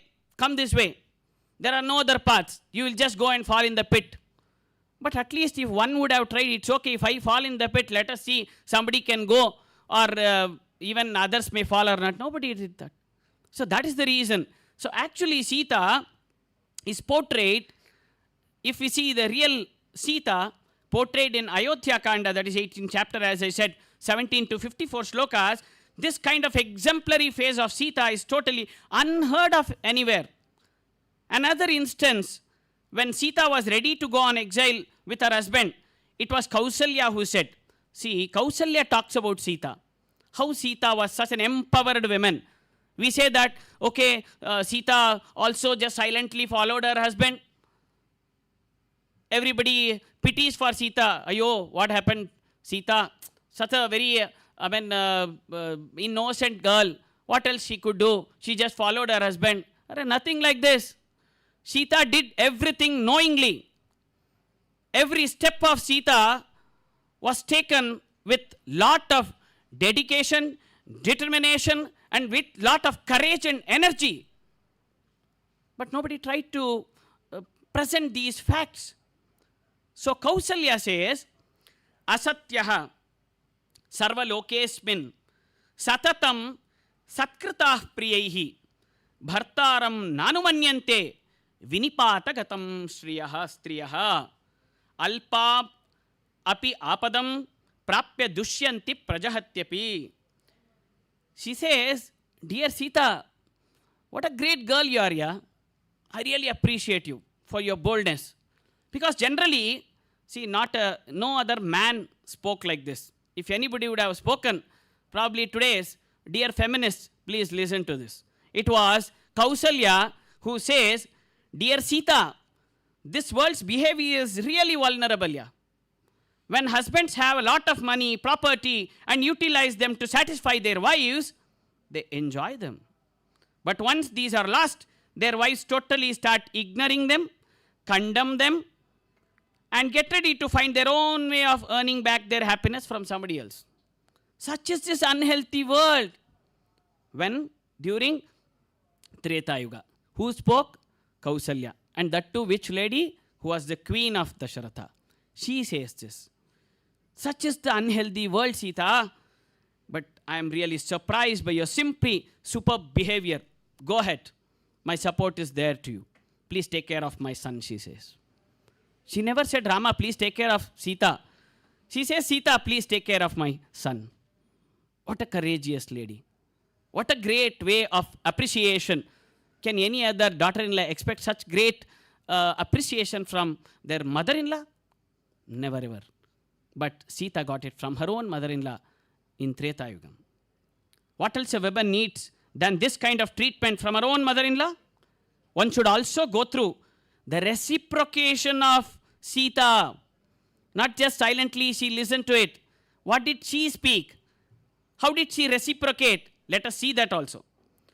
Abhijñāsmi yatha bhartuhu vartitavyam shrutanchame natantri vadyate veena nachakro vartate arthaha napatis sukhamedheta yasyadapi shatatmaja mitam dadati hi pita mitam dadati mata mitam sutaha amitasyata dataram bhartam kana pujayet bhartaram kana pujayet. She says, my dear mother, I know this. I have been taught well by my parents during my childhood itself. I am not doing something very exemplary work.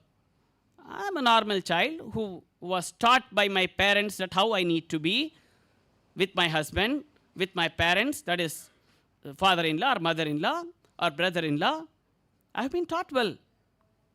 Abhijnasmi yatha bhartuhu vartitavyam shrutanchame. And I have heard a lot. Many people like you, elders who have been following it, who have been preaching me frequently, I've even heard to such people. Natantri vadyate veena nachakro vartate rathaha. Is a string capable of making sound? Is a veena capable of making sound without the strings? Is a chariot capable of moving ahead without the wheel? No. So am. How can I stay without Rama? So it is not just because he takes care of me. He is the strong foundation of my life, without whom I just can't live. I am not here to just enjoy all these pleasures. I got married to Rama to stay with him, not just to enjoy the pleasures and amenities provided to me. Actually, for Sita, to be in exile was not that hard at all. But being kidnapped by Ravana, the king of Lanka, was what she could not have hardly borne. Ravana tried all measures to prevail her in being his consort. Yet Devi Sita did not lose her hope, but patiently waited for her husband. Her courage, dedication, faith, and purity were also some of the reasons for the victory of Rama over Ravana. If at all, Sita would have lost all hopes and would have given up her life, then was there any meaning for Rama's story? There is no meaning of Ramayana existing till today. If Sita would have given up her life, if Sita would have lost her hopes, if Sita wouldn't have entertained Hanuman, if Sita wouldn't have spared Ravana. Actually, she was capable of killing Ravana. She would have cursed him and made him into bits and pieces. That was the ability and capability of Sita. But she didn't do that. She said, Ravana, my husband will take care of you, man. I'll wait patiently. I don't mind. He'll come. Because you have snatched me from him, right? He is the one who is going to come back and take care of you.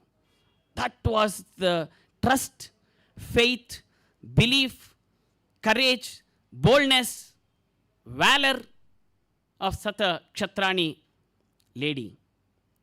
The calm personality was how Sita Devi was actually. All these things were housed in her, but she was such a calm and cool lady.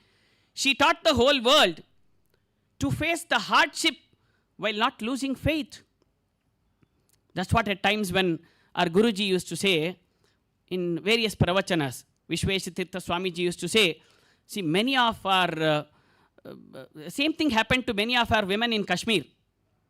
Some of them were raped, some of them were killed, and in front of their husband they were dragged to. Then what did our Pandits do? They said, she's been dragged by somebody else. She's been raped. She's been kidnapped. How can I accept? It's impossible. So they just came back. They left their consort there itself. So Swamiji, many a time I have heard him saying, if at all these men would have been even more courageous enough to accept their wives, who are such an innocent ones, what did they do? What is their mistake? Then probably such a devastating state we wouldn't have reached.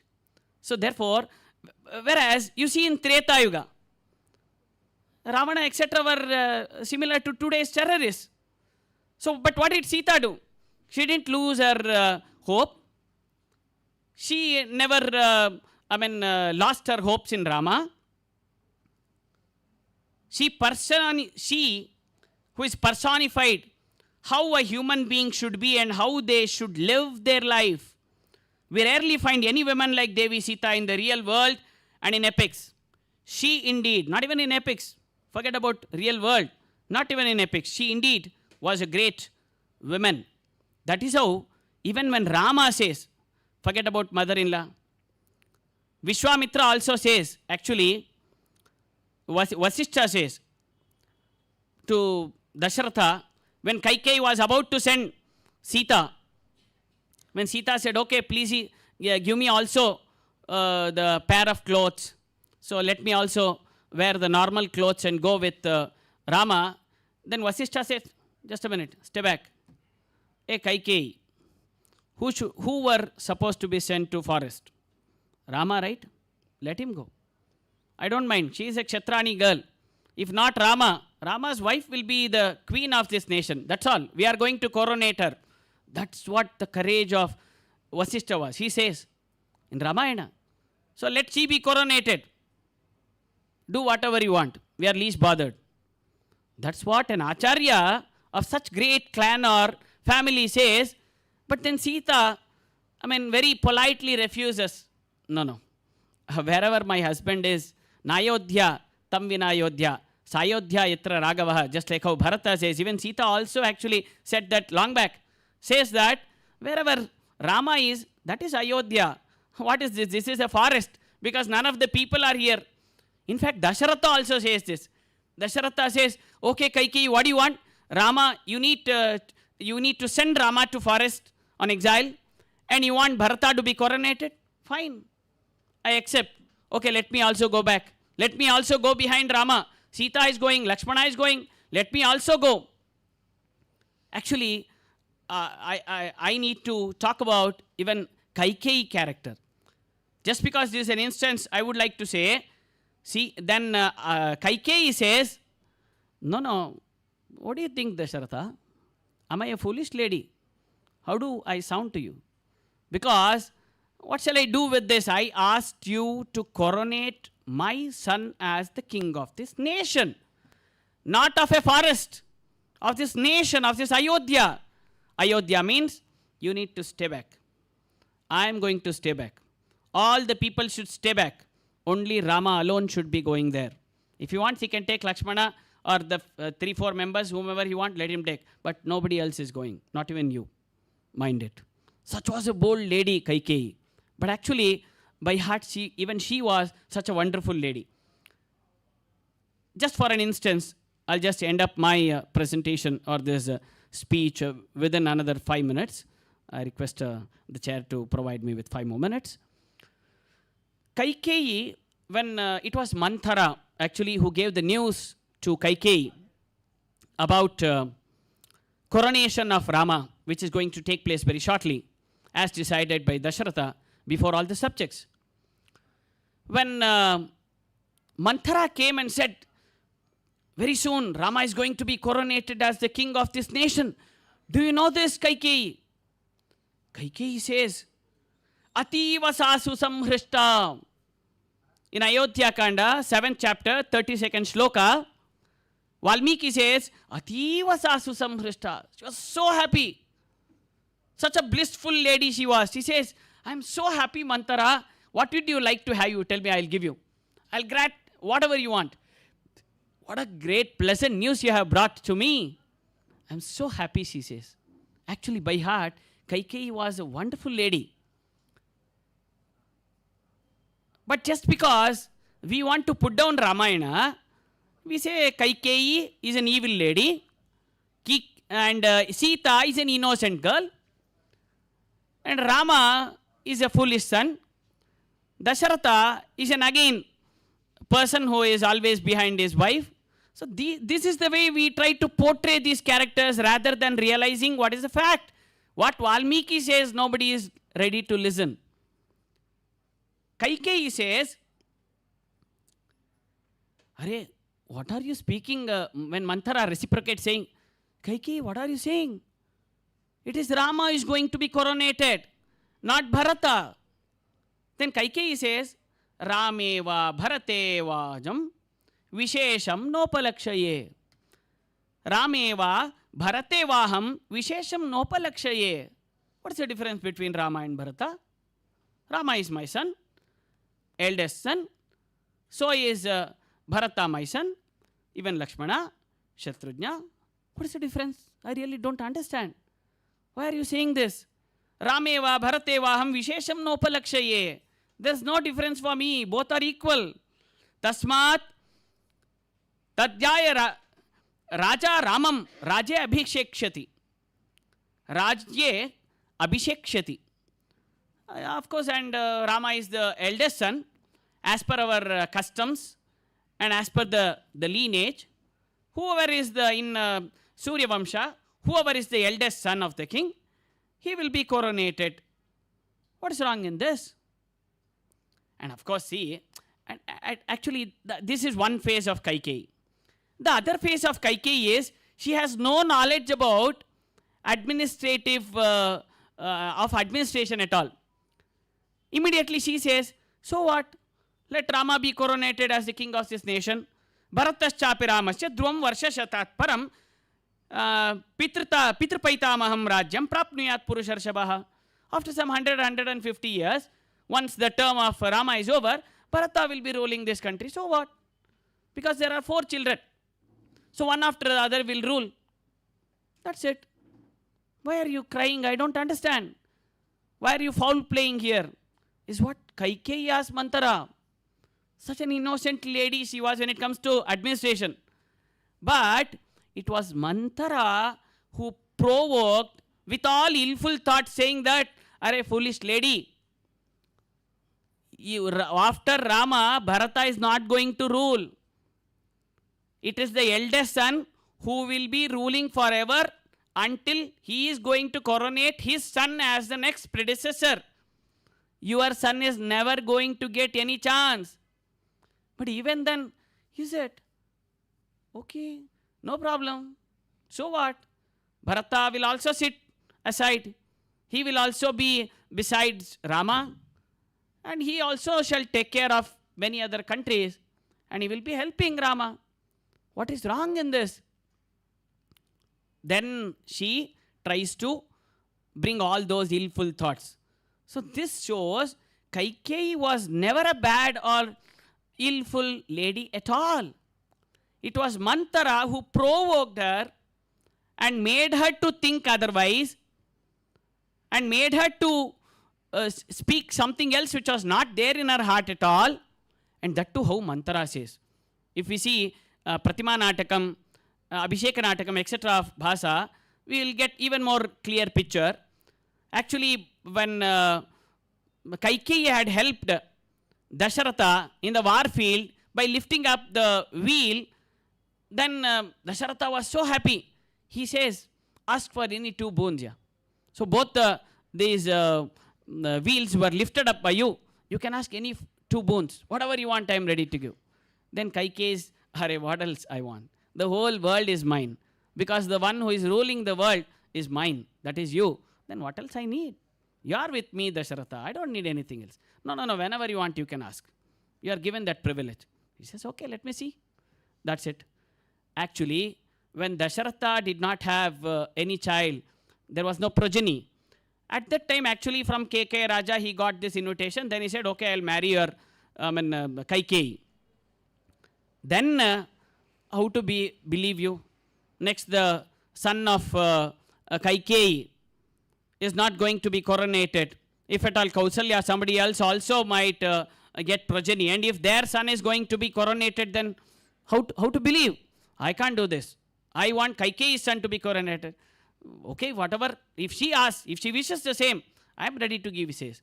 So even then he says, during marriage, actually Dasharatha gave 2 more boons to Kaikeyi. You can ask for it. Manthara says, see, 2 boons were given to you. Do you remember? Yeah, during my marriage. Foolish lady, don't ask that. Vivaha kale ratisam prayoge pranatyage sarvadhanapahare panchanratanyahur apatakani. All the boons which are given during marriage, or these are the 5 incidents, during those time, whatever is offered, that you can say, you can just blush it off. Marriage time, no. Just to see to it that the marriage will happen, I told it's okay. Forget it. One may say. There is even provision in Shastra saying that whatever is promised during marriage, that need not be kept. And you are not going to get that great sin. You need not keep it. So then she says, oh, those 2 boons which were, which he had promised me during marriage. Don't ask for that. Then what?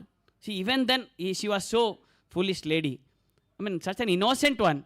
Then, no. The 2 boons which were given to you during the war field, ask for that. Definitely he has to abide by that. He can't say no.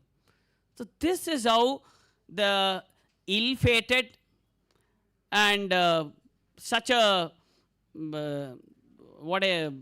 lady with all wrong feelings in her heart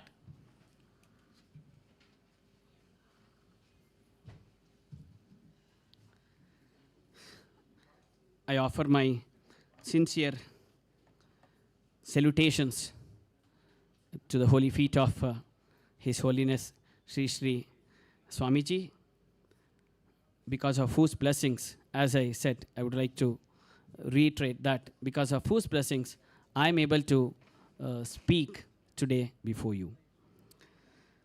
So, this is the actual picture of Kaikeyi. Kaikeyi was never such a illful lady, who was such a pleasant-minded lady, who had all great love and affection for Rama, Sita, or let it be Lakshmana or Bharata, who saw everybody equally and with utmost affection. Again, coming to one of these characters like Sita, in Mahabharata Tatparya Nirnaya, Madhvacharya interprets Sita Apaharana. See, this is the way how a commentary need to be. Madhvacharya interprets Sita Apaharana in a unique but legible way, based on Brahmavaivarta Purana and Kurma Purana. Many of commentators, they keep commenting, but without justifying their commentary. But Madhvacharya says, see, this is how we need to understand Sita Apaharana. Based on Brahmavaivarta Purana and Kurma Purana, Acharya Madhva says, what is there in Kurma Purana? Athava Satyat Bhagavan Havyavahanaha Maheshwaraha Avirasit Sudiptatma Tejasa Nirdahanniva. Based on this, Madhvacharya says, Devya Samipa Matha Ravana Asasada Sadrishyatam Agamada Pyavishakya Shaktihi Srishtvatmana Pratikritim Prayaucha Shigram Kailasa Marchitapada Nyavasachivabhyam. In 5th chapter, 37th shloka, Ravana then approached Sita Devi. Sita Devi, who is an incarnation of Lakshmi Devi, is capable of killing Ravana, but she creates a replica of her own and leaves the scene. Sita Devi, who disappears, is worshipped by Shiva and Parvati Devi at Kailasa. So therefore, what Ravana actually captured was Sita Akriti, not Sita at all. So then how can we, once again, between the, within quotes, how can we always call Sita crybaby, who was always such a innocent lady, who never knew what to do? All these things. Therefore, Sita is missing and goes through his actions. When Ravana is killed and Sita does Agni Pariksha, the original Sita comes back from the fire to be with Rama. Episode of Rama being sad and searching of Sita, etc., blah, blah, is all done for Loka Shikshana. This is just one example of Srimadhvacharya's special interpretations with lot of references. There are numerous such nuances given by Srimadhvacharya. Tulsidas also describes this episode in a similar way in Ramacharita Manasa. Pillai Lokacharya in Sri Vachanabhushanam says that the life of the imprisoned woman, that is Sita, is enough to teach the whole spirituality to mankind. Sita's imprisonment by the 10-headed Ravana in the Lanka is analogous to the captivity of Jivatma, the soul of man, by the 10 senses, Indriyas, Pancha Karmendriya and Pancha Jnanendriya, supported by the ego in the body. Therefore, there are such great women characters who are actually empowered to empower the men or women of this world, but we have to develop such great sight to look at them and understand how they were for which we need to nurture our thoughts.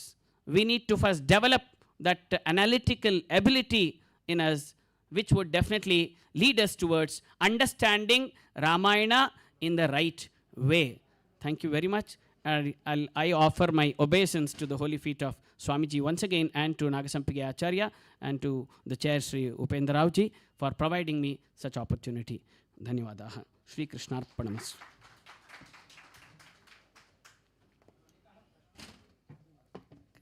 कृपया.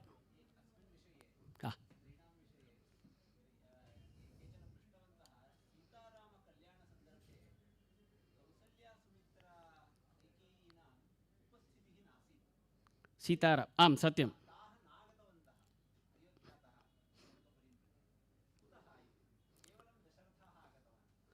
वस्तुतस्तु तत्र स्वयंवररूपेण स्वीकृतवान् खलु, किन्तु दशरथस्य अनुमतिं प्राप्यैव रामः तत्र सीतां परिणीतवान् इति रामायणे एव वर्तते, वाल्मीकिरामायणे.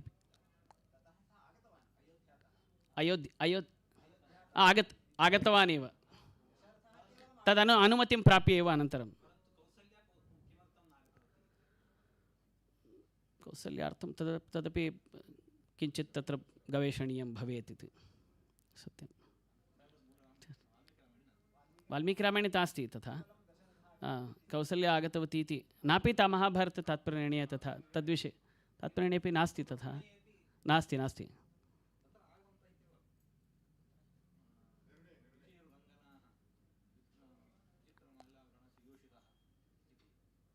ओ तात्पर्यनिर्णये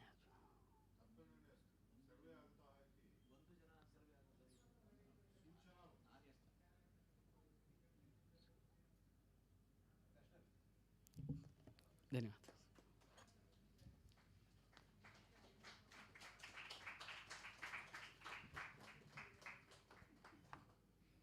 अथवा संकटा हि आहिताग्नीनाम् इत्यस्ति.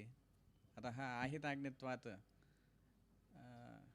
तस्य भार्या तत्र स्थित्वा अग्न्युपासनं कृतवती इति स्यात्.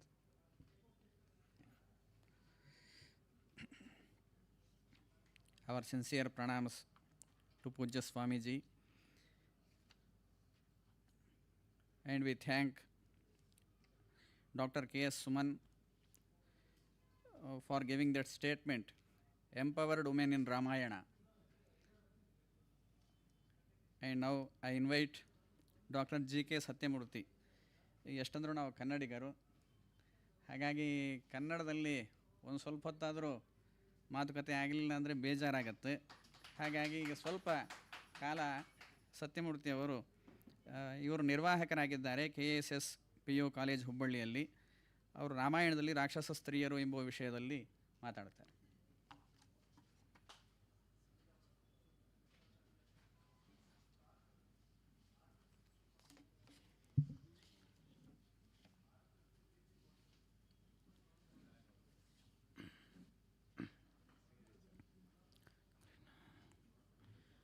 आचार्यपवनोस्माकम् आचार्याणि च भारती देवो नारायणश्रीशः देवी मङ्गलदेवता प्रथमो हनुमान् नाम द्वितीयो भीम एव च पूर्णप्रज्ञस्तृतीयस्तु भगवत्कार्यसाधकः तपस्वाध्यायशुश्रूषा कृष्णपूजारतं मुनिं विश्वेशमिष्टदं वन्दे परिव्राट् चक्रवर्तिनं.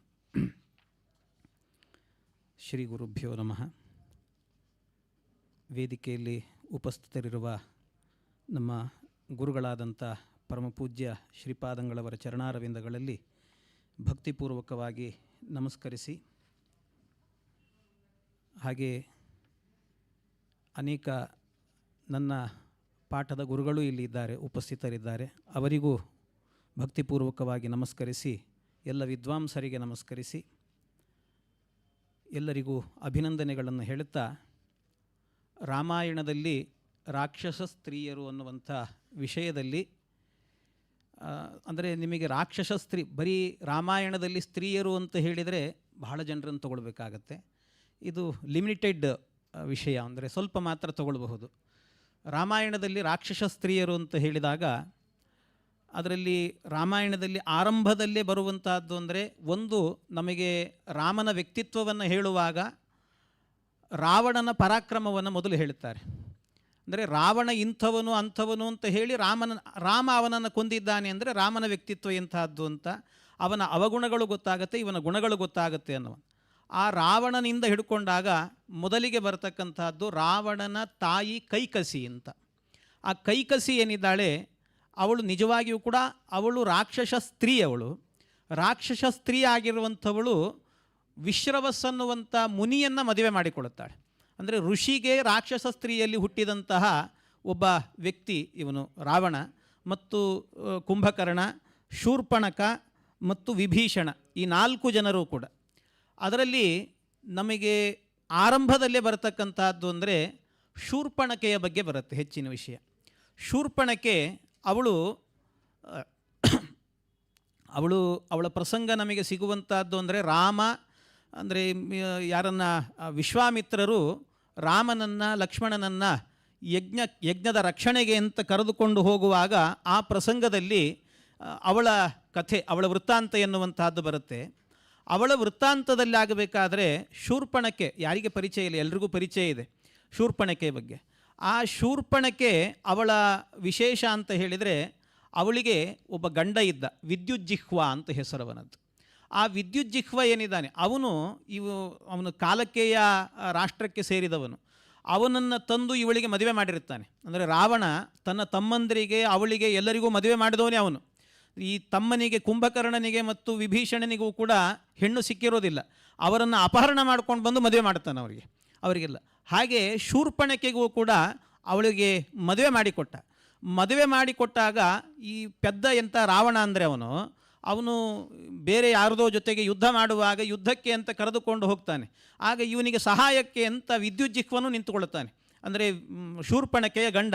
ಅವನು ಕಣ್ಣು ಮುಚ್ಚಿಕೊಂಡು ಕತ್ತಿಯನ್ನು ಬೀಸುವಾಗ ಗೊತ್ತಿಲ್ಲದೆ ತಂಗಿ ಗಂಡನ ತಲೆಯನ್ನೇ ಎಗರಿಸಿಬಿಡ್ತಾನೆ.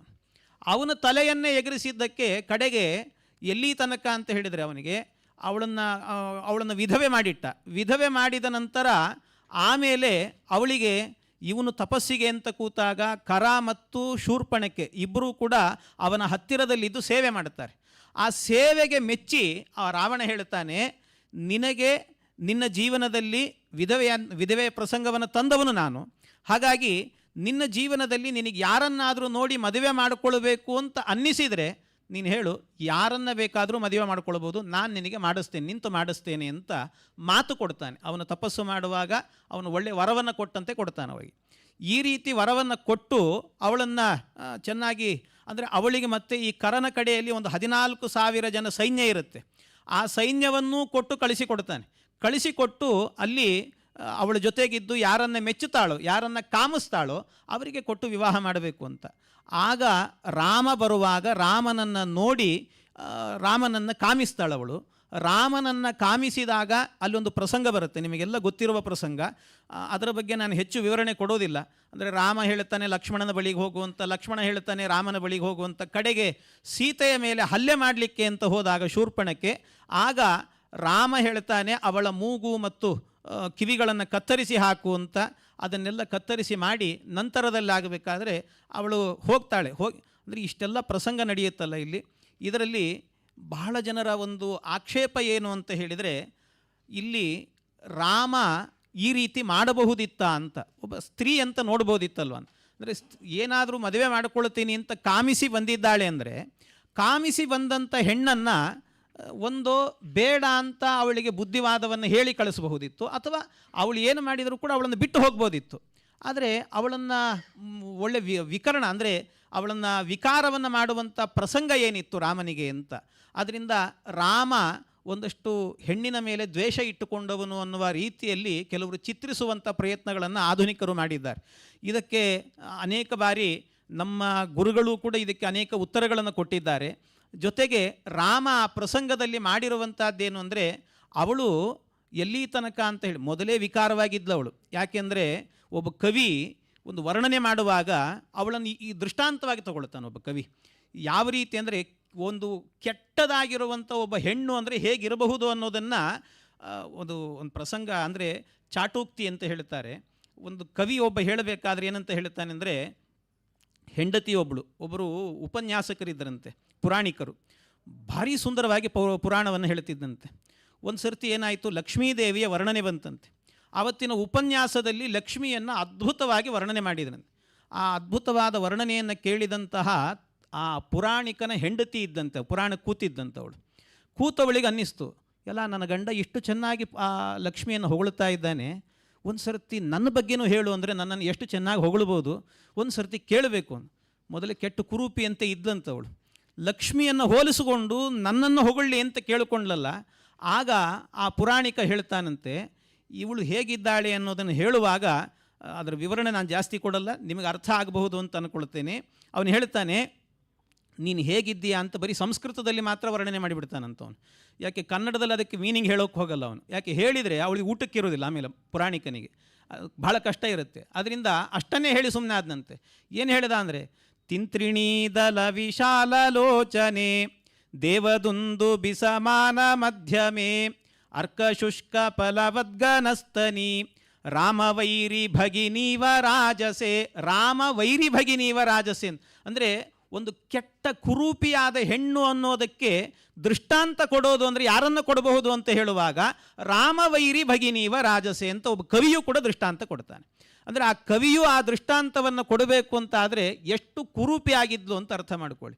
ಅಂಥವಳು ಬಂದು ರಾಮನನ್ನು, ರಾಮ ಅಂದರೆ ಎಂಥ ಸುಂದರ ಏನು ಅಂತ ವಿಚಾರ ಮಾಡಿ ಅವನ ಬಗ್ಗೆ ಹೇಳಿದ್ದಾರೆ, ಅಂಥವನನ್ನು ಬಂದು ಮದುವೆ ಮಾಡಿಕೊಳ್ತೀನಿ ಅಂದದ್ದೇ ಒಂದು ತಪ್ಪು.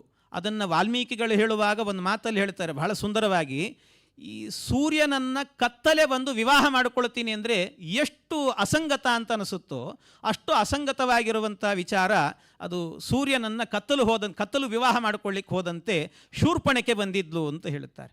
ಹಾಗಾಗಿ ಇದು ಶೂರ್ಪಣಕೆಯ ಸ್ವರೂಪ ಮತ್ತು ಅವಳ ವ್ಯಕ್ತಿತ್ವ ಎಂತಹದ್ದು ಅಂತ ಹೇಳಿದರೆ, ಅವಳು ಈ ರಾವಣನ ಬಳಿಗೆ ಹೋಗಿ ಅವಳು ಮೂಗು ಕಿವಿ ಕತ್ತರಿಸ್ಕೊಂಡು ಆದ ನಂತರ ರಾವಣನ ಬಳಿಗೆ ಹೋಗ್ತಾಳಲ್ಲ, ರಾವಣನ ಬಳಿಗೆ ಹೋದಾಗ ರಾಮನ ಬಗ್ಗೆ ಕಂಪ್ಲೇಂಟ್ ಹೇಳಬೇಕು ಅವಳು. ಯಾಕೆಂದರೆ ರಾಮನನ್ನು ಮೂಗು ಕತ್ತರಿಸಿದ ಕಿವಿ ಕತ್ತರಿಸಿದ ಲಕ್ಷ್ಮಣನಿಗೆ ಹೇಳಿ, ಆದರೆ ಹಾಗೆ ಹೇಳಲಿಲ್ಲ ಅವಳು. ಅವಳು ಹೇಳಿದ್ದೇನು ಗೊತ್ತಾ, ರಾಮನ ಹೆಂಡತಿ ಇದ್ದಾಳೆ ಸೀತೆ, ಎಷ್ಟು ಸುಂದರವಾಗಿದ್ದಾಳೆ ಗೊತ್ತಾ, ಅದ್ಭುತವಾಗಿದ್ದಾಳೆ ಅಂತ ಸೀತೆಯ ಬಗ್ಗೆ ಅವನಿಗೆ ಇಂಟ್ರೆಸ್ಟ್ ಹುಟ್ಟುವಂತೆ ಸೀತೆಯ ಬಗ್ಗೆ ಹೆಚ್ಚಾಗಿ ಹೇಳ್ತಾಳೆ. ಆಮೇಲೆ ರಾಮ ಇಂಥದ್ದು ಮಾಡಿದ್ದಾನೆ ಅಂದರೆ ರಾಮನ ಬಗ್ಗೆ ಸೇಡು ಅನ್ನೋದಕ್ಕಿಂತಲೂ ಕೂಡ ಸೀತೆಯನ್ನು ಅಲ್ಲಿಂದ ಏನಾದರೂ ಮಾಡಬೇಕು. ಇಷ್ಟು ಅವಳ ವ್ಯಕ್ತಿತ್ವದಲ್ಲೂ ಕೂಡ ವಿಷ ಎನ್ನುವಂಥದ್ದು ತುಂಬಿತ್ತು ಅನ್ನುವಂಥದ್ದು ಅವಳ ಪೂರ್ಣವಾದಂಥ ಚಿತ್ರಣದಲ್ಲಿ ಕಾಣಿಸುತ್ತೆ. ಇದೆಲ್ಲವೂ ಕೂಡ ಏನು ಅಂತ ಹೇಳಿದರೆ ಇದು ಶೂರ್ಪಣಕೆಯಲ್ಲಿ ಬರುವಂಥ ವೃತ್ತಾಂತಗಳಲ್ಲಿ ಬರುವಂಥದ್ದು. ನಂತರ ಅಲ್ಲಿಯೇ ಅದಕ್ಕಿಂತ ಮುಂಚಿತವಾಗಿಯೇ ತಾಟಕಾ ಪ್ರಸಂಗವೂ ಕೂಡ ಬರುತ್ತೆ. ತಾಟಕೆ ಅನ್ನುವಂಥವಳು ಅವಳು ಸುಂದ ಅನ್ನುವಂಥ ಒಬ್ಬ ಅಸುರನ ಹೆಂಡತಿ, ಅವಳು ಸುಂದ ಅಂತ. ಆ ಸುಂದ ಅನ್ನುವಂಥ ಅಸುರ ಸತ್ತ ನಂತರ ಅಗಸ್ತ್ಯ ಮಹರ್ಷಿಗಳು ಇವಳಿಗೆ ಶಾಪ ಕೊಡ್ತಾರೆ, ಈ ರಾಕ್ಷಸಿ ಆಗುವಂಥ ಶಾಪ ಕೊಟ್ಟಾಗ ಇವಳಿಗೆ ಹುಟ್ಟಿದವನು ಮಾರೀಚ ಮತ್ತು ಇವಳು ಇಬ್ಬರೂ ಸೇರಿಕೊಂಡು ಕಾಡಿನಲ್ಲಿ ಇದ್ದಂಥ ಋಷಿಮುನಿಗಳೆಲ್ಲರೂ ಕೂಡ ಇದ್ದರೆ ಆ ಋಷಿಗಳನ್ನೆಲ್ಲರನ್ನೂ ಕೂಡ ಹೇಗೆ ಅಂದರೆ ಅವಳ ದೇಹ ಅನ್ನುವಂಥದ್ದು ಎಷ್ಟು ದೊಡ್ಡದಾಗಿತ್ತು ಅಂತ ವರ್ಣನೆ ಮಾಡುತ್ತಾರೆ. ಸಾಮಾನ್ಯ ಅವಳ ದೇಹ ಹೇಗಿತ್ತು ಅಂದರೆ ಅವಳು ಸತ್ತು ಬಿದ್ದಾಗ, ಇಲ್ಲಿ ಮಾತ್ರ ಅಲ್ಲ, ನಿಮಗೆ ಅವಳೇ ಮುಂದೆ ಕೃಷ್ಣಾವತಾರದಲ್ಲಿ ಪೂತನೆಯಾಗಿ ಬರ್ತಾಳೆ. ಅವಳನ್ನು ಒಮ್ಮೆ ಕೃಷ್ಣ ಕೊಂದಾಗ, ಇಲ್ಲಿ ರಾಮ ಕೊಂದಾಗ ಅವಳ ದೇಹ ಹೇಗಿತ್ತು ಅಂದರೆ ಅವಳು ಸತ್ತಾಗ ಕೆಳಗೆ ಬಿದ್ದಂತೆ, ಬಿದ್ದರೆ ಅವಳ ಪಾದ ಬೆಂಗಳೂರಲ್ಲಿದ್ದರೆ ಅವಳ ತಲೆ ಮೈಸೂರಲ್ಲಿತ್ತಂತೆ. ಅಂದರೆ ಅರ್ಥ ಮಾಡ್ಕೊಳ್ಳಿ ಎಷ್ಟು ದೊಡ್ಡ ಗಾತ್ರ ಅವಳದ್ದು ಅಂತ. ಅಷ್ಟು ಕೆಟ್ಟ ವಿಕಾರವಾಗಿದ್ದಂಥವಳು. ಅವಳು ಹೇಗಿದ್ಲು ಅಂದರೆ ಇಡೀ ಕಾಡಿನಲ್ಲೆಲ್ಲ ಋಷಿಗಳೆಲ್ಲ ತಪಸ್ಸು ಮಾಡ್ತಾ ಇದ್ದರೆ ತಪಸ್ಸು ಮಾಡುವ ಋಷಿಗಳನ್ನೆಲ್ಲರನ್ನೂ ಕೂಡ ಅಲ್ಲಲ್ಲಿ ಕೂತಿದ್ರೆ, ಈ ಸಾಮಾನ್ಯ ಈ ಟ್ರೈನಲ್ಲೆಲ್ಲ ಹೋಗುವಾಗ ಗಿಡ್ಲೆಕಾಯಿ ಬಂದರೆ ಬಾಯಿಗೆ ಹಾಕ್ಕೊಂಡು ತಿಂತಿರ್ತಾರಲ್ಲ, ಹಾಗೆ ಋಷಿಗಳನ್ನೆಲ್ಲ ಕಡಲೆಕಾಯಿ ಬಾಯಿಗೆ ಹಾಕ್ಕೊಂಡು ತಿಂತಿದ್ಲಂಥವಳು. ಆ ರೀತಿ ಮಾಡೋಳು. ಅವಳನ್ನು ಕೊಲ್ಲುವಾಗ ಒಂದು ಸರ್ತಿ ರಾಮ ಯೋಚನೆ ಮಾಡ್ತಾನೆ, ಹೆಣ್ಣಲ್ವಾ ಅಂತ. ವಿಶ್ವಾಮಿತ್ರರು ಹೇಳ್ತಾರೆ, ಹೆಣ್ಣು ಅಂತ ನೋಡಬೇಡ. ಕೆಲವೊಂದು ಸಂದರ್ಭ ಹೇಗಿರುತ್ತೆ ಅಂದರೆ, ಇದಕ್ಕೆ ನಮ್ಮ ಗುರುಗಳು ಒಳ್ಳೆಯ ದೃಷ್ಟಾಂತವನ್ನು ಕೊಡ್ತಾ ಇದ್ದರು. ಯಾವಾಗಲೂ ಎಲ್ಲಿಯಾದರೂ ಕೆಲವು ಸಂದರ್ಭಗಳಲ್ಲಿ ಯುದ್ಧ ಮಾಡುವಾಗ ಟೆರರಿಸ್ಟ್ಗಳ ಜೊತೆಗೆ ಯುದ್ಧ ಮಾಡಬೇಕಾದ್ರೆ ಅವಳು ಹೆಣ್ಣು ಅಥವಾ ಗಂಡು ಇದನ್ನು ವಿಚಾರ ಮಾಡ್ತಾರೆ ಯಾರಾದರೂ ಕೂಡ. ಒಬ್ಬ ಟೆರರಿಸ್ಟ್, ನಿಮಗೆ ಕೆಲವು ವರ್ಷಗಳ ಹಿಂದೆ ಗೊತ್ತಿರುತ್ತೆ, ಈ ಛತ್ರಪತಿ ಶಿವಾಜಿ ಟರ್ಮಿನಲ್ನಲ್ಲಿ ಈ ಕೆಲವರೆಲ್ಲ ದುಷ್ಟರು ಬಂದು ಏನು ಕಂಡವರನ್ನು ಕೊಲ್ಲಿಕ್ಕೆ ಶುರು ಮಾಡಿದಾಗ ಎಲ್ಲಿ ಸಿಕ್ಕರಲ್ಲಿ ಶೂಟ್ ಮಾಡ್ತಾ ಇದ್ದಾರೆ. ಶೂಟ್ ಮಾಡುವಾಗ ಯಾರಾದರೂ ಕೂಡ ಶೂಟ್ ಮಾಡತಕ್ಕಂಥ ವ್ಯಕ್ತಿ ಅಂದರೆ ಸಾಮಾನ್ಯರ ಮೇಲೆ ಶೂಟ್ ಮಾಡ್ತಾ ಇರುವಂಥ ಒಬ್ಬ ವ್ಯಕ್ತಿ ಅವನು ಹೆಣ್ಣಾಗಿದ್ದರೆ, ಅಯ್ಯೋ ಅದು ಹೆಣ್ಣು ಅಲ್ವಾ, ಹೇಗೆ ನಾವು ಅವ್ರ ಜೊತೆಗೆ ಯುದ್ಧ ಮಾಡೋದಂತ ವಿಚಾರ ಮಾಡ್ತಾರೆ ಯಾರಾದರೂ ಕೂಡ? ಇಲ್ಲ. ಸಾಮಾನ್ಯ ಜನರ ರಕ್ಷಣೆ ಅನ್ನೋದು ಬಹಳ ಮುಖ್ಯ ಆಗುತ್ತೆ. ಆ ದೃಷ್ಟಿಯಿಂದಾಗಿ ತಾಟಕೆಯನ್ನು ಸಂಹಾರ ಮಾಡತಕ್ಕಂಥದ್ದು ಬಹಳ ಯುಕ್ತವಾದದ್ದು ಅಂತ ರಾಮನಿಗೆ ಹೇಳಿ ವಿಶ್ವಾಮಿತ್ರರು, ಅಂದರೆ ಹೇಳೋದಂದ್ರೆ ಏನು, ರಾಮನಿಗೆ ಬೇಕು ಅಂತಿಲ್ಲ, ಅಂದರೆ ಹಿರಿಯರ ಮೂಲಕ ಹೇಳಿಸಿಕೊಂಡು ಕೆಲಸವನ್ನು ಮಾಡಬೇಕು ಅನ್ನೋದಕ್ಕೋಸ್ಕರ ಮಾಡಿದ ರಾಮ ಅಷ್ಟೇ. ಅಂತೂ ಕೆಟ್ಟ ದುಷ್ಟವಾದಂಥ ಸ್ತ್ರೀಯಾಗಿದ್ಲು ಈ ತಾಟಕ ಅನ್ನುವವಳು. ಅದರಿಂದ ಅವಳ ಒಂದು ವ್ಯಕ್ತಿತ್ವವು ಕೂಡ ಹಾಗಿರುವಂಥದ್ದು. ಇನ್ನು ಇರುವ ಸಮಯ ಕಮ್ಮಿ ಆದ್ದರಿಂದ ನಾನು ಜಾಸ್ತಿ ಹೇಳ್ತಿಲ್ಲ ಅವಳ ಬಗ್ಗೆ. ಇನ್ನು ಅದೇ ರೀತಿಯಲ್ಲಿ ಮತ್ತೊಬ್ಬಳು ಅಂತ ಹೇಳಿದರೆ ನಮಗೆಲ್ಲ ಬಹಳ ಹತ್ತಿರದವಳು, ಅಂದರೆ ಎಲ್ಲರೂ ನಿತ್ಯ ಸ್ಮರಣೆ ಮಾಡತಕ್ಕಂಥವಳು ರಾಕ್ಷಸ ಸ್ತ್ರೀ ಅವಳು, ಮಂಡೋದರಿ. ಈಗಾಗಲೇ ಒಂದು ಸರ್ತಿ ನಮ್ಮ ಸುಮನಾಚಾರ್ಯ ಅವಳ ಉಲ್ಲೇಖವನ್ನು ಮಾಡಿದರು. ಮಂಡೋದರಿ, ಆ ಮಂಡೋದರಿ ಎಂಥವಳು ಅಂದರೆ ಅವಳ ವ್ಯಕ್ತಿತ್ವ ಬಹಳ ಅದ್ಭುತ, ಅವಳದೊಂದು ವಿಚಿತ್ರವಾದ ವ್ಯಕ್ತಿತ್ವ ಅಂತ ಅಂದ್ಕೊಳ್ಳಿ. ಅಸುರಳವಳು, ರಾಕ್ಷಸಿ. ಆದರೆ ರಾಕ್ಷಸಿಯಾಗಿದ್ದರೂ ಕೂಡ ನಿತ್ಯ ನಾವು ಅವಳನ್ನು ಸ್ಮರಣೆ ಮಾಡುವಷ್ಟರ ಮಟ್ಟಿಗೆ ಎತ್ತರಕ್ಕೆ ಏರಿದ್ದಾಳು ಅವಳು. ಎಷ್ಟು ಎತ್ತರಕ್ಕೆ ಇದ್ದಾಳೆ ಅವಳು ಅಂದರೆ ಅವಳನ್ನು ಅಹಲ್ಯ, ದ್ರೌಪದಿ, ಸೀತಾ, ತಾರಾ, ಮಂಡೋದರಿ ತಥಾ ಅಂತ ಹೇಳುವಾಗ ಮಂಡೋದರಿಯನ್ನು ಸ್ಮರಣೆ ಮಾಡಬೇಕು ಅಂತ. ಆ ಎತ್ತರಕ್ಕೆ ಬರಲಿಕ್ಕೆ ಕಾರಣ ಏನು ಅಂದರೆ ಅವಳು ಮಯ ಅನ್ನುವಂಥ ಅಸುರ, ಮಯಾಸುರ, ಅವನೇ ಲಂಕೆಯನ್ನು ನಿರ್ಮಾಣ ಮಾಡಿದವನು. ಆ ಮಯ, ಆ ಅಸುರ ಏನಿದ್ದಾನಲ್ಲ ಅವನು ಇವಳನ್ನು, ಅಂದರೆ ಅವನಿಗೊಬ್ಬ ಹೆಂಡತಿ ಹೇಮ ಅಂತ ಅವಳ ಹೆಸರು. ಹೇಮ ಅನ್ನುವಂಥವಳಿಗೆ ಮಂಡೋದರಿ ಹುಡ್ತಾಳೆ. ಅವಳಿಗೆ ಮಂಡೋದರಿ ಅಂತ ಹೆಸರಿಗೂ ಕೂಡ ವ್ಯಾಖ್ಯಾನಕಾರರು ಹೇಳ್ತಾರೆ. ಯಾಕೆ ಅಂದರೆ ಮಂದ ಅಥವಾ ಮಂಡ ಅಂತ. ಮಂಡ ಅಂದರೆ ಈ ನಮ್ಮ ಕಡೆಯಲ್ಲಿ ಕಟ್ಟಿರುವೆ ಅಂತ ಹೇಳ್ತಾರೆ, ಇರುವೆ. ಈ ಇರುವೆಯಂಥ ಸೊಂಟ ಅವಳಿಗಿತ್ತಂತೆ, ಅಂದರೆ ಅಷ್ಟು ತೆಳುವಾದ ಸೊಂಟ ಅಂತ ಅವಳದ್ದು. ಆದ್ದರಿಂದ ಮಂಡೋದರಿ ಅಂದರೆ ಬಹಳ ಚೆಲುವೆ ನೋಡಲಿಕ್ಕೆ, ಭಾರಿ. ಅವಳನ್ನು ನೋಡಿದರೆ ಒಂದು ಸರ್ತಿ ಮಹಾಮುತ್ತೈದೇವಳು ಅಂತ ನಮಸ್ಕಾರ ಮಾಡಬೇಕು, ಅಂಥ ಸೌಂದರ್ಯ ಅವಳಲ್ಲಿ ಇತ್ತಂತೆ. ಎಷ್ಟು ಸೌಂದರ್ಯ ಅನ್ನೋದಕ್ಕೆ ನಿಮಗೆ ಒಂದು ಪ್ರಸಂಗ ಬರುತ್ತೆ. ಇಲ್ಲಿ ಒಂದು ಪ್ರಸಂಗ ಬರುತ್ತೆ, ಏನು ಅಂದರೆ ಈ ಸುಂದರಕಾಂಡದಲ್ಲಿ ಹನುಮಂತ ಏನು ಮಾಡ್ತಾನೆ ಅಂದರೆ ಈ ಲಂಕಾಪಟ್ಟಣಕ್ಕೆ ಹೋದ ಮೇಲೆ ಅಲ್ಲಿ ಲಂಕೆಯಲ್ಲಾಗಬೇಕಾದ್ರೆ ಈ ಸೀತೆಯನ್ನು ಹುಡುಕುವಾಗ, ಅನ್ವೇಷಣೆ ಮಾಡುವಾಗ ಒಂದು ಪ್ರಸಂಗದಲ್ಲಿ ಏನಾಗುತ್ತೆ ಅಂದರೆ ಒಮ್ಮೆ ಒಳ್ಳೆ ಸುಖದ ಸುಪ್ಪತ್ತಿಗೆಯಲ್ಲಿ ಒಂದು ಹಾಸಿಗೆ ಮೇಲೆ ಒಬ್ಬ ಸುಂದರವಾದಂಥ ಸ್ತ್ರೀ ಮಲಗಿರ್ತಾಳೆ. ಆ ಮಲಗಿದಂಥ ಸ್ತ್ರೀಯನ್ನು ನೋಡುವಾಗ ಸಂತೋಷ ಆಗುತ್ತೆ ಹನುಮಂತನಿಗೆ. ಎಲ್ಲ ಸೀತೆ ಸಿಕ್ಕಳು ಅಂತ, ಸೀತೆ ಸಿಕ್ಕಿಬಿಟ್ಲು, ನನಗೆ ಖುಷಿ ಆಯ್ತು, ನಾನು ಬಂದ ಕೆಲಸ ಮುಗೀತಲ್ಲ ಅಂತ ಖುಷಿಯಾಗಿ ಅವನು ಕಪಿ ಆದ್ದರಿಂದಾಗಿ, ಕಪಿಗಳು ಏನು ಮಾಡ್ತವೆ ಸಂತೋಷ ಆದರೆ ಒಂದು ಸರ್ತಿ ತಂಬಾಲ ತೊಗೊಂಡು ತಾವೇ ಮುತ್ತು ಕೊಡೋದಂತೆ, ಒಮ್ಮೆ ಇದ್ದಕ್ಕಿದ್ದಾಗೆ ಸರಸರ ಅಂತ ಮರ ಹತ್ತೋದು, ಕೆಳಗಿಳಿಯೋದು, ಇವೆಲ್ಲ ಆಸ್ಫೋಟ ಯಾಮಾಸ ಚುಚುಂಬ ಪುಚ್ಚಂ ಅದನ್ನೆಲ್ಲ ಹೇಳ್ತಾರೆ ವಾಲ್ಮೀಕಿಗಳು. ಖುಷಿ ಅಂದರೆ ಖುಷಿ ಆಗೋಯ್ತಂತೆ. ಆಮೇಲೆ ಒಂದು 10 ನಿಮಿಷ ಆದ ನಂತರ ಮತ್ತೆ ಹನುಮಂತನೇ ಯೋಚನೆ ಮಾಡಿದ್ದಂತೆ, ಎಲ್ಲ ಇವಳು ಸೀತೆ ಆಗಲಿಕ್ಕೆ ಹೇಗೆ ಸಾಧ್ಯ? ಯಾಕೆಂದರೆ ಸೀತೆ ಆಗಬೇಕು ಅಂತಾದರೆ ಸೀತೆ ರಾಮನನ್ನು ಬಿಟ್ಟು ಬಂದವಳು. ರಾಮನ ಬಿಟ್ಟು ಬಂದಂಥ ಸೀತೆ ಇಂಥ ಸುಖದ ಸುಪ್ಪತ್ತಿಗೆಯಲ್ಲಿ ಮಲಗಲಿಕ್ಕೆ ಸಾಧ್ಯನಾ? ರಾಮನ ಬಿಟ್ಟಂಥ ಸೀತೆಗೆ ನಿದ್ರೆ ಆದರೂ ಬರಲಿಕ್ಕೆ ಸಾಧ್ಯನಾ? ಸಾಧ್ಯವೇ ಇಲ್ಲ. ಆದರೂ ಇವಳು ಇಷ್ಟು ಚೆನ್ನಾಗಿ ಮಲಗಿದ್ದಾಳೆ ಅಂದರೆ ಇವಳು ಸೀತೆ ಅಲ್ಲ ಅಂತ ಅಂದುಕೊಳ್ಳುತ್ತಾಳೆ.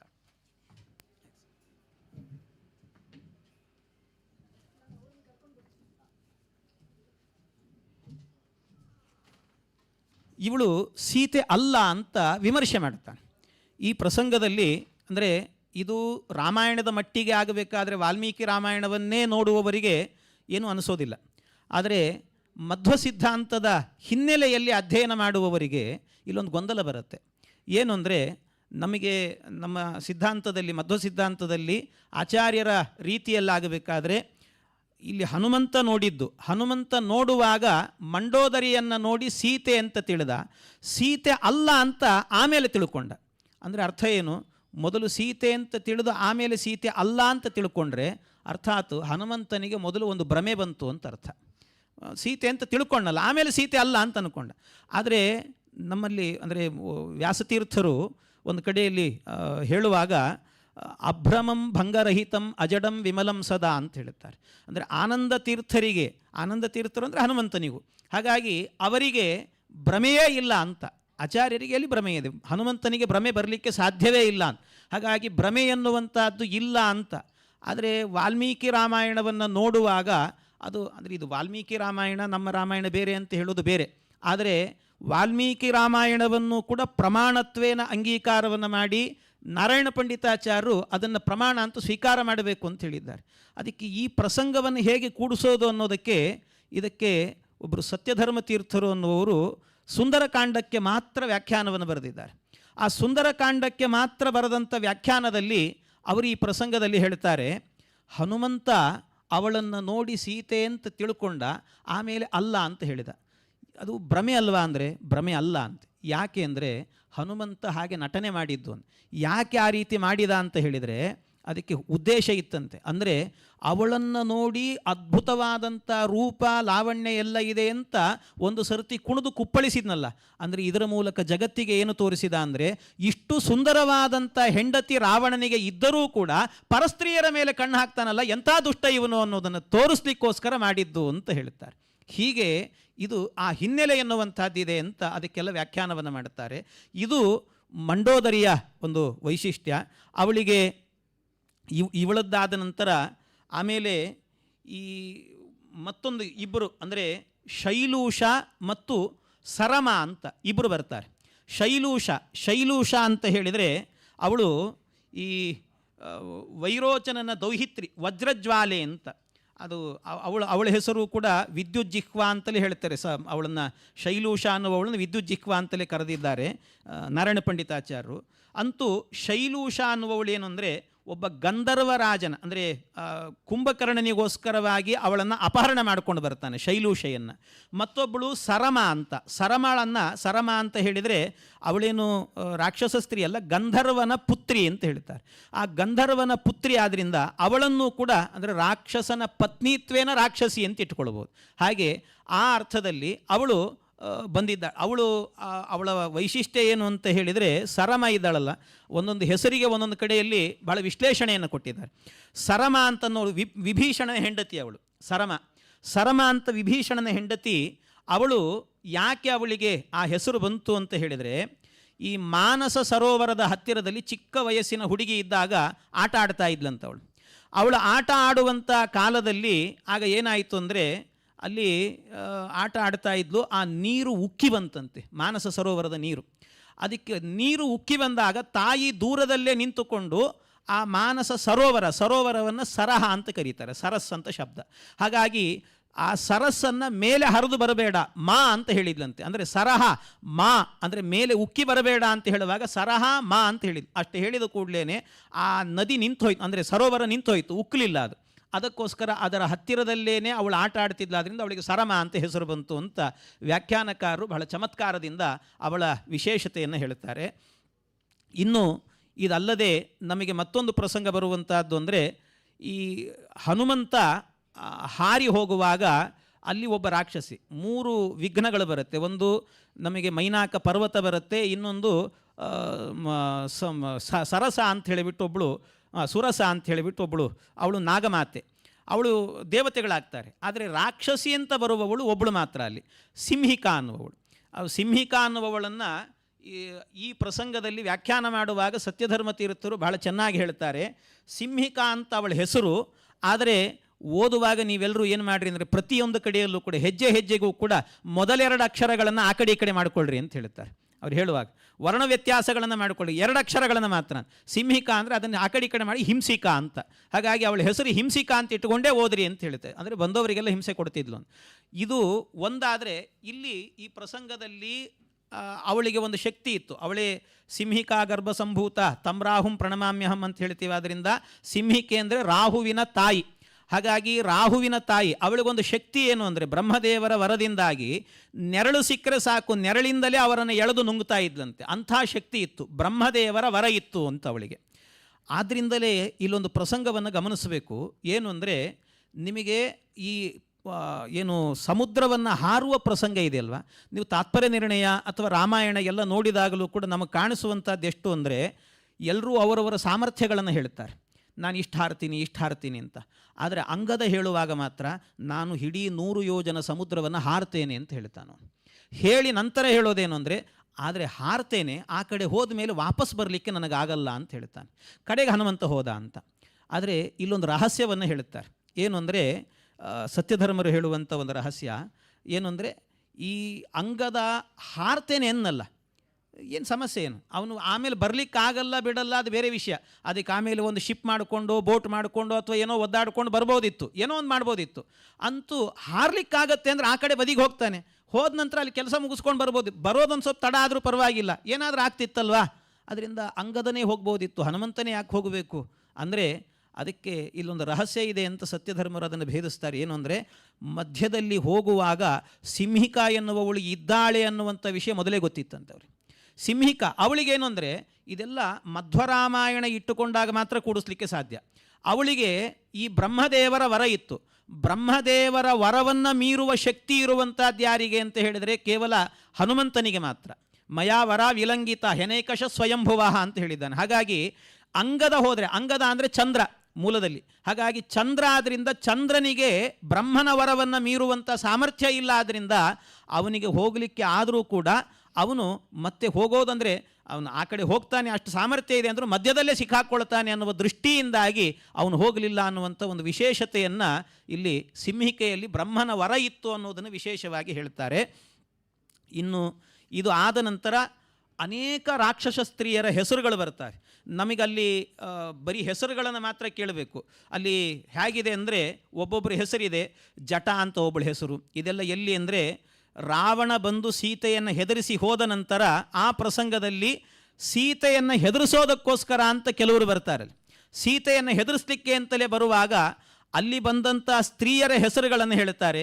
ಜಟ ಅಂತ ಒಬ್ಬಳ ಹೆಸರು, ಮತ್ತೊಬ್ಬಳ ಹೆಸರು ಭೂರಿಜಟ ಅಂತ ಹೆಸರು, ಇನ್ನೊಬ್ಬಳು ವಿಕಟ ಅಂತ ಹೆಸರು, ಒಬ್ಬಳು ಅಶ್ವಮುಖಿ, ಚಂಡೋದರಿ, ವಿಘಸ, ಅಯೋಮುಖಿ, ಶೂರ್ಪಣಕಿ, ಇದು ರಾವಣನ ತಂಗಿ ಅಲ್ಲ, ಇನ್ನೊಬ್ಬಳು ಬೇರೆಯೇ, ಶೂರ್ಪಣಕಿ. ಆಮೇಲೆ ತ್ರಿಜಟ, ದ್ವಿಜಟ, ಎಲ್ಲ ಏಕಜಟ, ಇವೆಲ್ಲ ಹೆಸರುಗಳು. ಅಂದರೆ ಎಷ್ಟು ವಿಚಿತ್ರವಾಗಿದೆ ನೋಡಿ. ಅಂದರೆ ಏನು ಅಂದರೆ ವಿಶೇಷ ಗೊತ್ತು. ಇದರಲ್ಲಿ ವ್ಯಾಖ್ಯಾನಕಾರರು ಭಾಳ ಚೆನ್ನಾಗಿ ಹೇಳ್ತಾರೆ. ನಮಗೆ ವಾಲ್ಮೀಕಿ ರಾಮಾಯಣದಲ್ಲಿ ಸಿಗುವಂಥದ್ದು ಎಷ್ಟು ಅಂದರೆ ಅವರ ಹೆಸರುಗಳು ಮಾತ್ರ ಸಿಗುತ್ತೆ. ಅವರೆಲ್ಲ ಬಂದು ಕಾಡ್ತಾ ಇದ್ದರು ಸೀತಾದೇವಿಗೆ, ಅವರಿಗೆಲ್ಲ ಸುಮ್ಮನೆ ನೀನು ವಿವಾಹಕ್ಕೆ ಒಪ್ಪಿಕೋ ಅಂತ ಹೇಳ್ತಿದ್ರು ಅಂತ. ಆದರೆ ಕೊನೆಯಲ್ಲಿ ಇಲ್ಲಿ ವ್ಯಾಖ್ಯಾನಕಾರರು ಹೇಳೋದು ಭಾಳ ಚೆನ್ನಾಗಿದೆ. ಅವರ ಹೆಸರಲ್ಲೂ ಒಂದು ವೈಶಿಷ್ಟ್ಯ ಇದೆ. ಅಂದರೆ ರಾಕ್ಷಸರಲ್ಲೂ ಕೂಡ ಅವರೆಲ್ಲ ತುಂಬ ಸ್ಟೈಲ್ ಮಾಡ್ತಾ ಇದ್ರಂತೆ. ರಾಕ್ಷಸ ಸ್ತ್ರೀಯರು ತುಂಬ ಸ್ಟೈಲಿಶ್ ಆಗಿರ್ತಿದ್ರು ಅಂತ. ಅಂದರೆ ಕೆಲವರು ಏಕಜಟ, ಅಂದರೆ ಜಟ ಅಂದರೆ ಜಡೆ ಅಂತ, ಕೆಲವರು ಒಂದೇ ಜಡೆ ಹಾಕ್ಕೊಳ್ತಿದ್ರಂತೆ, ಕೆಲವರು ದ್ವಿಜಟ, ಎರಡು ಜಡೆ ಹಾಕ್ಕೊಳ್ತಿದ್ರಂತೆ. ಮತ್ತೊಬ್ಬಳು ನೋಡಿ, ಇವಳು ಸೀತೆಗೆ ತುಂಬ ಹತ್ತಿರ ಆದವಳು, ತ್ರಿಜಟ ಅಂತ ಹೆಸರು ಅವಳದ್ದು. ಅಂದರೆ ಆ ಸಂದರ್ಭದಲ್ಲಿ ಅವಳು ಹೇಳೋದೇನು ಅಂದರೆ ಎಲ್ಲರೂ ಬಂದು ಹೆದರಿಸಿದಾಗ ಅವಳನ್ನು ಹೆದರಿಸಬೇಡಿ, ಅವಳನ್ನು ತಿನ್ಲಿಕ್ಕೆ ಹೋಗಬೇಡಿ, ಯಾಕೆ ಅಂದರೆ ನಾನೊಂದು ಸ್ವಪ್ನ ಕಂಡಿದ್ದೇನೆ ಅಂತ ಸ್ವಪ್ನದ ವೃತ್ತಾಂತ ಹೇಳ್ತಾರೆ. ಅದನ್ನೆಲ್ಲ ನಾನು ವಿವರಿಸೋದಿಲ್ಲ. ಆದರೆ ಸ್ವಪ್ನದ ವೃತ್ತಾಂತದಲ್ಲಾಗಬೇಕಾದ್ರೆ ಭಾಳ ಅಂದರೆ ಸ್ವಪ್ನಶಾಸ್ತ್ರವನ್ನು ಓದಿ ಹೇಳಿದರೆ ಭಾಳ ಚೆನ್ನಾಗಿರುತ್ತೆ ಅದು. ಅಂತೂ ತ್ರಿಜಟ ಎನ್ನುವವಳೇನಿದ್ದಾಳೆ, ಆ ತ್ರಿಜಟ ಎನ್ನುವವಳು ಅವಳನ್ನು ಮಧ್ವಾಚಾರ್ಯರು ಹೇಳುವಾಗ ತ್ರಿಜಟ ಎನ್ನುವವಳನ್ನು ಮಾತ್ರ ವಿಶೇಷವಾಗಿ ಅವಳು ಸೀತೆಗೆ ಸಹಾಯಕಳಾಗಿದ್ದು ಸೀತೆಯ ಸೇವೆ ಮಾಡಿದ್ದರಿಂದಾಗಿ ಅವಳೇ ಮುಂದೆ ಆಗಬೇಕಾದರೆ ತ್ರಿಜಟೆನೇ ಕೃಷ್ಣಾವತಾರದ ಕಾಲದಲ್ಲಿ ಸುಭದ್ರೆಯಾಗಿ ಹುಟ್ಟಿದ್ಲು. ಅವಳು ಸುಭದ್ರೆ ಆದದ್ದರಿಂದಲೇ ಅದು ಎಂಥ ವಿಶೇಷ ಅಂದರೆ ಎರಡು ಪ್ರಸಂಗಗಳನ್ನು ಹೇಳ್ತಾರೆ ಸತ್ಯಧರ್ಮರು. ಒಂದು ಮಂಡೋದರಿ ಏನಿದ್ದಾಳೆ, ಮಂಡೋದರಿ ಅಂತ ಹೇಳಿದರೆ ಅವಳು ಈ ರಾವಣನೇ ಜಯನಾಗಿ ಹುಟ್ಟಿದ್ದು ದ್ವಾರಪಾಲಕನಿಗೆ ಶಾಪದಿಂದ. ಆದ್ದರಿಂದ ಜಯನ ಹೆಂಡತಿಯ ಮಂಡೋದರಿ ಆದ್ದರಿಂದ ಅವರಿಬ್ಬರ ವಿವಾಹ ಆಯಿತು ಅಂತ. ಅದೇ ರೀತಿಯಲ್ಲಿ ಇಲ್ಲೂ ಕೂಡ ತ್ರಿಜಟೆ ಏನಿದ್ದಾಳೆ, ತ್ರಿಜಟೆ ಅನ್ನುವಂಥವಳು ಆಗ ಹುಟ್ಟಿದ್ಲು, ಅವಳೇನೆ ಮುಂದೆ ಏನಾಗ್ತಾಳೆ ಅಂತಂದರೆ ಸುಭದ್ರೆ ಆಗ್ತಾಳೆ. ಸುಭದ್ರೆ ಆಗೋದ್ರ ಮೂಲಕ ಅಂದರೆ ಇಂದ್ರನಲ್ಲಿ ಅಲ್ಲಿ ವಿಶೇಷವಾಗಿ ಏನು ಅಂದರೆ ಸೀತೆಯ ಸೇವೆಯನ್ನು ಮಾಡಿದ್ಲು. ನಮಗೆ ಮಧ್ವಾಚಾರ್ಯ ಒಂದು ವಿಶೇಷತೆ ಹೇಳುತ್ತಾರೆ. ಏನು ಅಂದರೆ ಆ ಸೀತೆಯ ಪ್ರತಿಕೃತಿಯಲ್ಲಿ ಇಂದ್ರನ ಆವೇಶವೂ ಕೂಡ ಇತ್ತು ಅಂತ. ಹಾಗಾಗಿ ಅಲ್ಲಿ ಇಂದ್ರನ ಸೇವೆಯನ್ನು ಮಾಡಿದ್ರಿಂದ ತ್ರಿಜಟೆ ಮುಂದೆ ಏನಾಯಿತು ಅಂದರೆ ಅವಳೇ ಸುಭದ್ರೆಯಾಗಿ ಇಂದ್ರಾವತಾರಿಯಾದಂತಹ ಅರ್ಜುನನನ್ನು ವಿವಾಹ ಮಾಡಿಕೊಳ್ಳುವಂಥ ಪ್ರಸಂಗ ಬಂತು ಅನ್ನೋದನ್ನು ಕೂಡ ವಿಶೇಷವಾಗಿ ಹೇಳಿದ್ದಾರೆ. ಇದನ್ನೆಲ್ಲ ಸತ್ಯಧರ್ಮರ ವಿಶೇಷತೆಗಳಿವೆಲ್ಲವೂ ಕೂಡ. ಹೀಗೆ ದೇವಕ್ಯಾಂಸ ಸುಭದ್ರೇತಿ ನಾಮ್ನಾ ಭದ್ರ ರೂಪೇಣ ಆನಕ ದುಂದುಪೇಸ್ತಾಂ ಕೃತ್ವಾ ಪುತ್ರೀಂ ರೋಹಿಣಿ ಸ್ವಾಂ ಅರಕ್ಷತ್ ಪೂರ್ವಂ ತ ಯಾ ಆಸೀತ್ ತ್ರಿಜಟೈವ ನಾಮ್ನ. ಹಿಂದೆ ಯಾರು ತ್ರಿಜಟ ಅಂತ ಇದ್ಲೋ ಅವಳೇನೇ ಸುಭದ್ರೆ ಆಗಿದ್ಲು ಅಂತ ಅವಳ ವಿಶೇಷತೆಯನ್ನು ಹೇಳಿದ್ದಾರೆ. ಹೀಗೆ ರಾಕ್ಷಸ ಸ್ತ್ರೀಯರ ವಿಶೇಷತೆ ಎಲ್ಲ ಇದ್ದಾವೆ. ಬಹಳ ಹೇಳಲಿಕ್ಕಿತ್ತು, ಆದರೆ ಸಮಯ ಈಗಾಗಲೇ ಅಲ್ಪ ಇದೆ ಅಂತ ಆಚಾರ್ಯರು ಸೂಚನೆ ಕೊಟ್ಟಿದ್ದಾರೆ. ಅದರಿಂದ ಕೆಲವೊಂದನ್ನು ಮಾತ್ರ ಹೇಳಿದ್ದೀನಿ. ಆದರೆ ನಾನು ಹೇಳಬೇಕಾದಂಥ ಅನೇಕ ವಿಷಯಗಳನ್ನೆಲ್ಲ ನನ್ನ ಪೇಪರ್ ಪ್ರೆಸೆಂಟೇಷನ್ನಲ್ಲಿ ಅದನ್ನೆಲ್ಲ ಸೇರಿಸಿದ್ದೀನಿ, ತುರುಕಿದ್ದೀನಿ ಅದರಲ್ಲಿ. ಹಾಗಾಗಿ ಅದನ್ನು ಅಧ್ಯಯನ ಮಾಡ್ಬೋದು, ಓದಬಹುದು.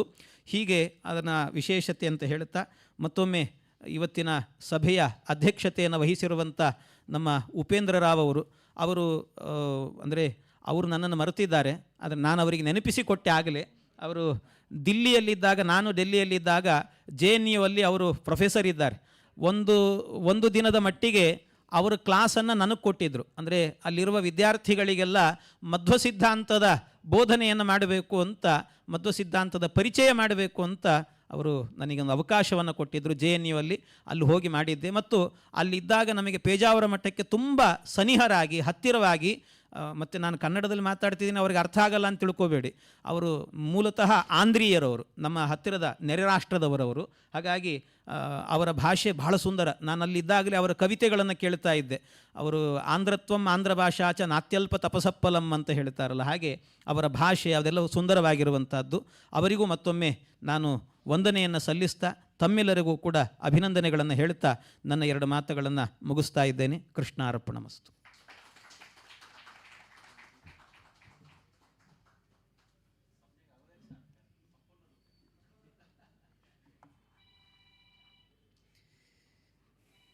ಮಾತೃಭಾಷೆಯಲ್ಲಿ ಅರ್ಥವಾದಂತೆ ಬೇರೆ ಯಾವ ಭಾಷೆಯಲ್ಲೂ ಅರ್ಥ ಆಗೋದಿಲ್ಲ ಅಂತ ಚೆನ್ನಾಗಿ ಅರ್ಥ ಮಾಡಿಸಿಕೊಟ್ಟ ಸತ್ಯಮೂರ್ತಿ ಆಚಾರ್ಯರಿಗೆ ಧನ್ಯವಾದಗಳು. Now I request chairperson to give chair message to us.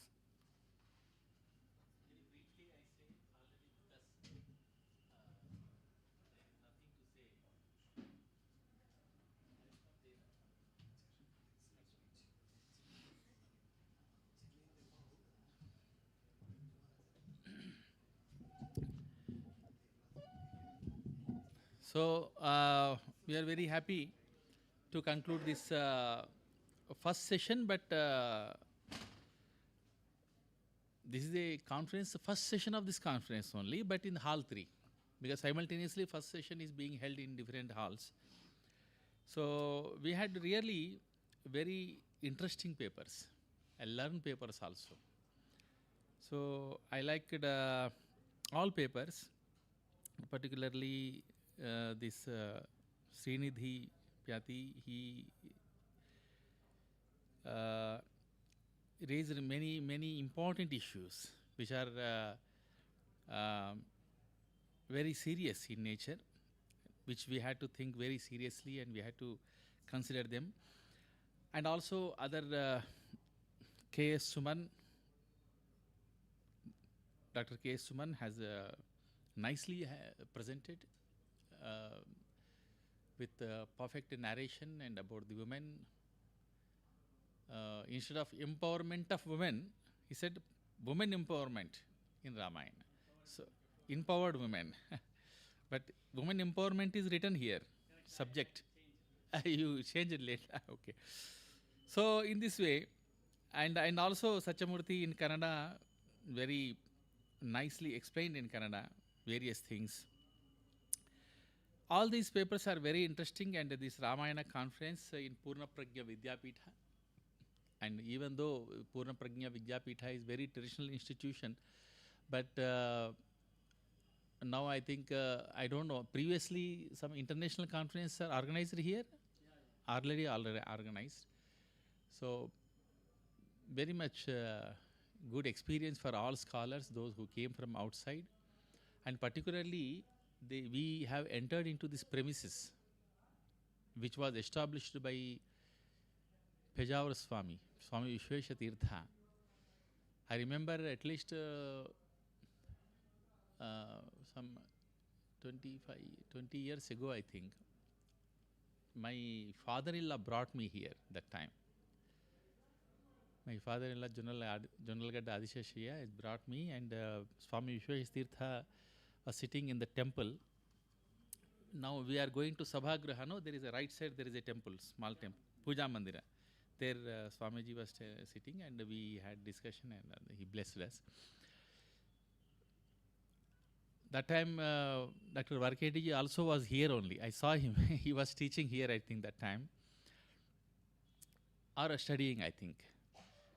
So, such a great place actually. We are very much happy to visit this Purna Prajna Vidyapeetha and to hear all these papers, particularly Ramayana.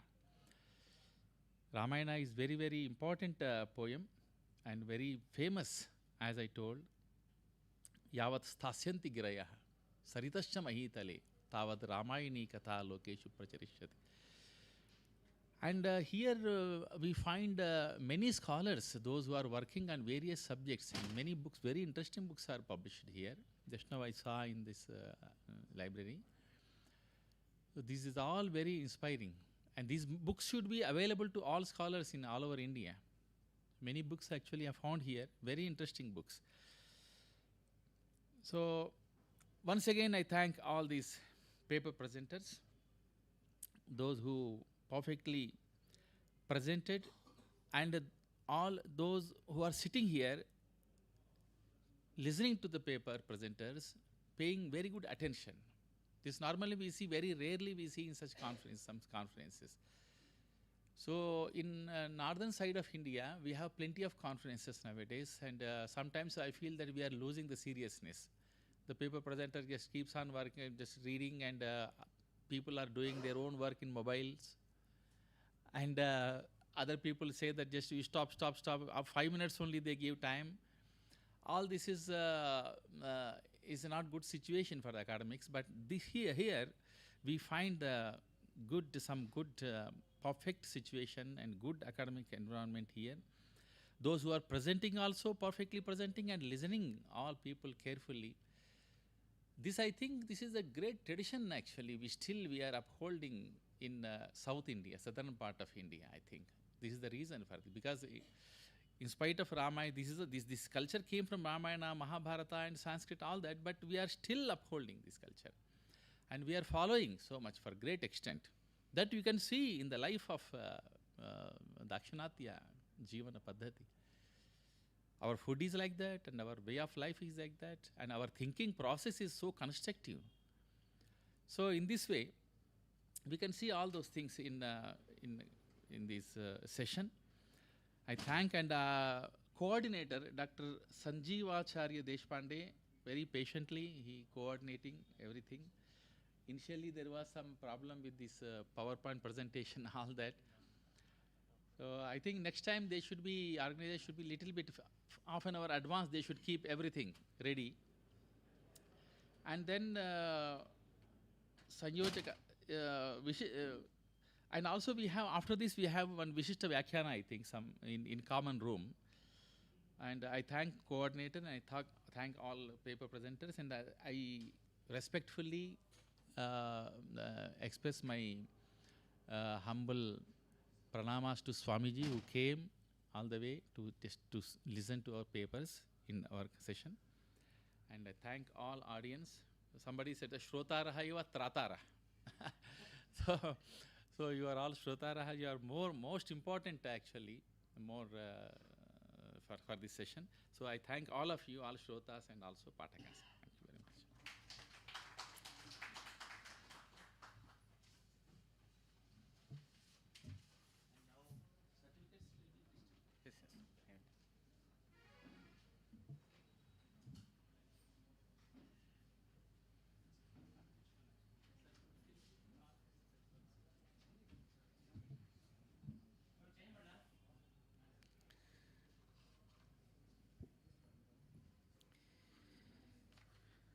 Now I request chairperson to distribute certificates to scholars.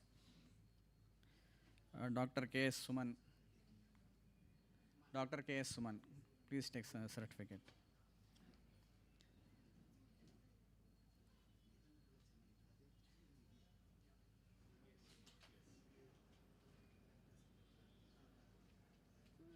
Actually, it's my privilege. Actually, I had met Dr. Upendra in 2011 in his university, J.N.U, where we had one international conference organized, and he was the chairperson of Sanskrit and Indic studies then. So again, and even in Mullabagal, various other international conferences. But after a long time, I am really privileged to receive the certificate from. Next, Dr. P. Vinaya Acharya.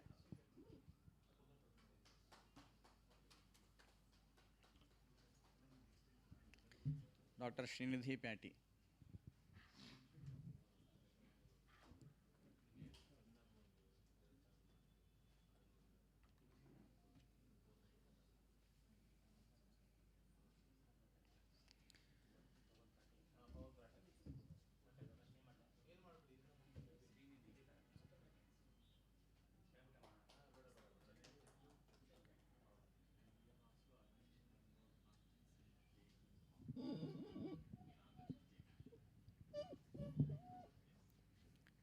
Dr. J.K. Satyamurthy.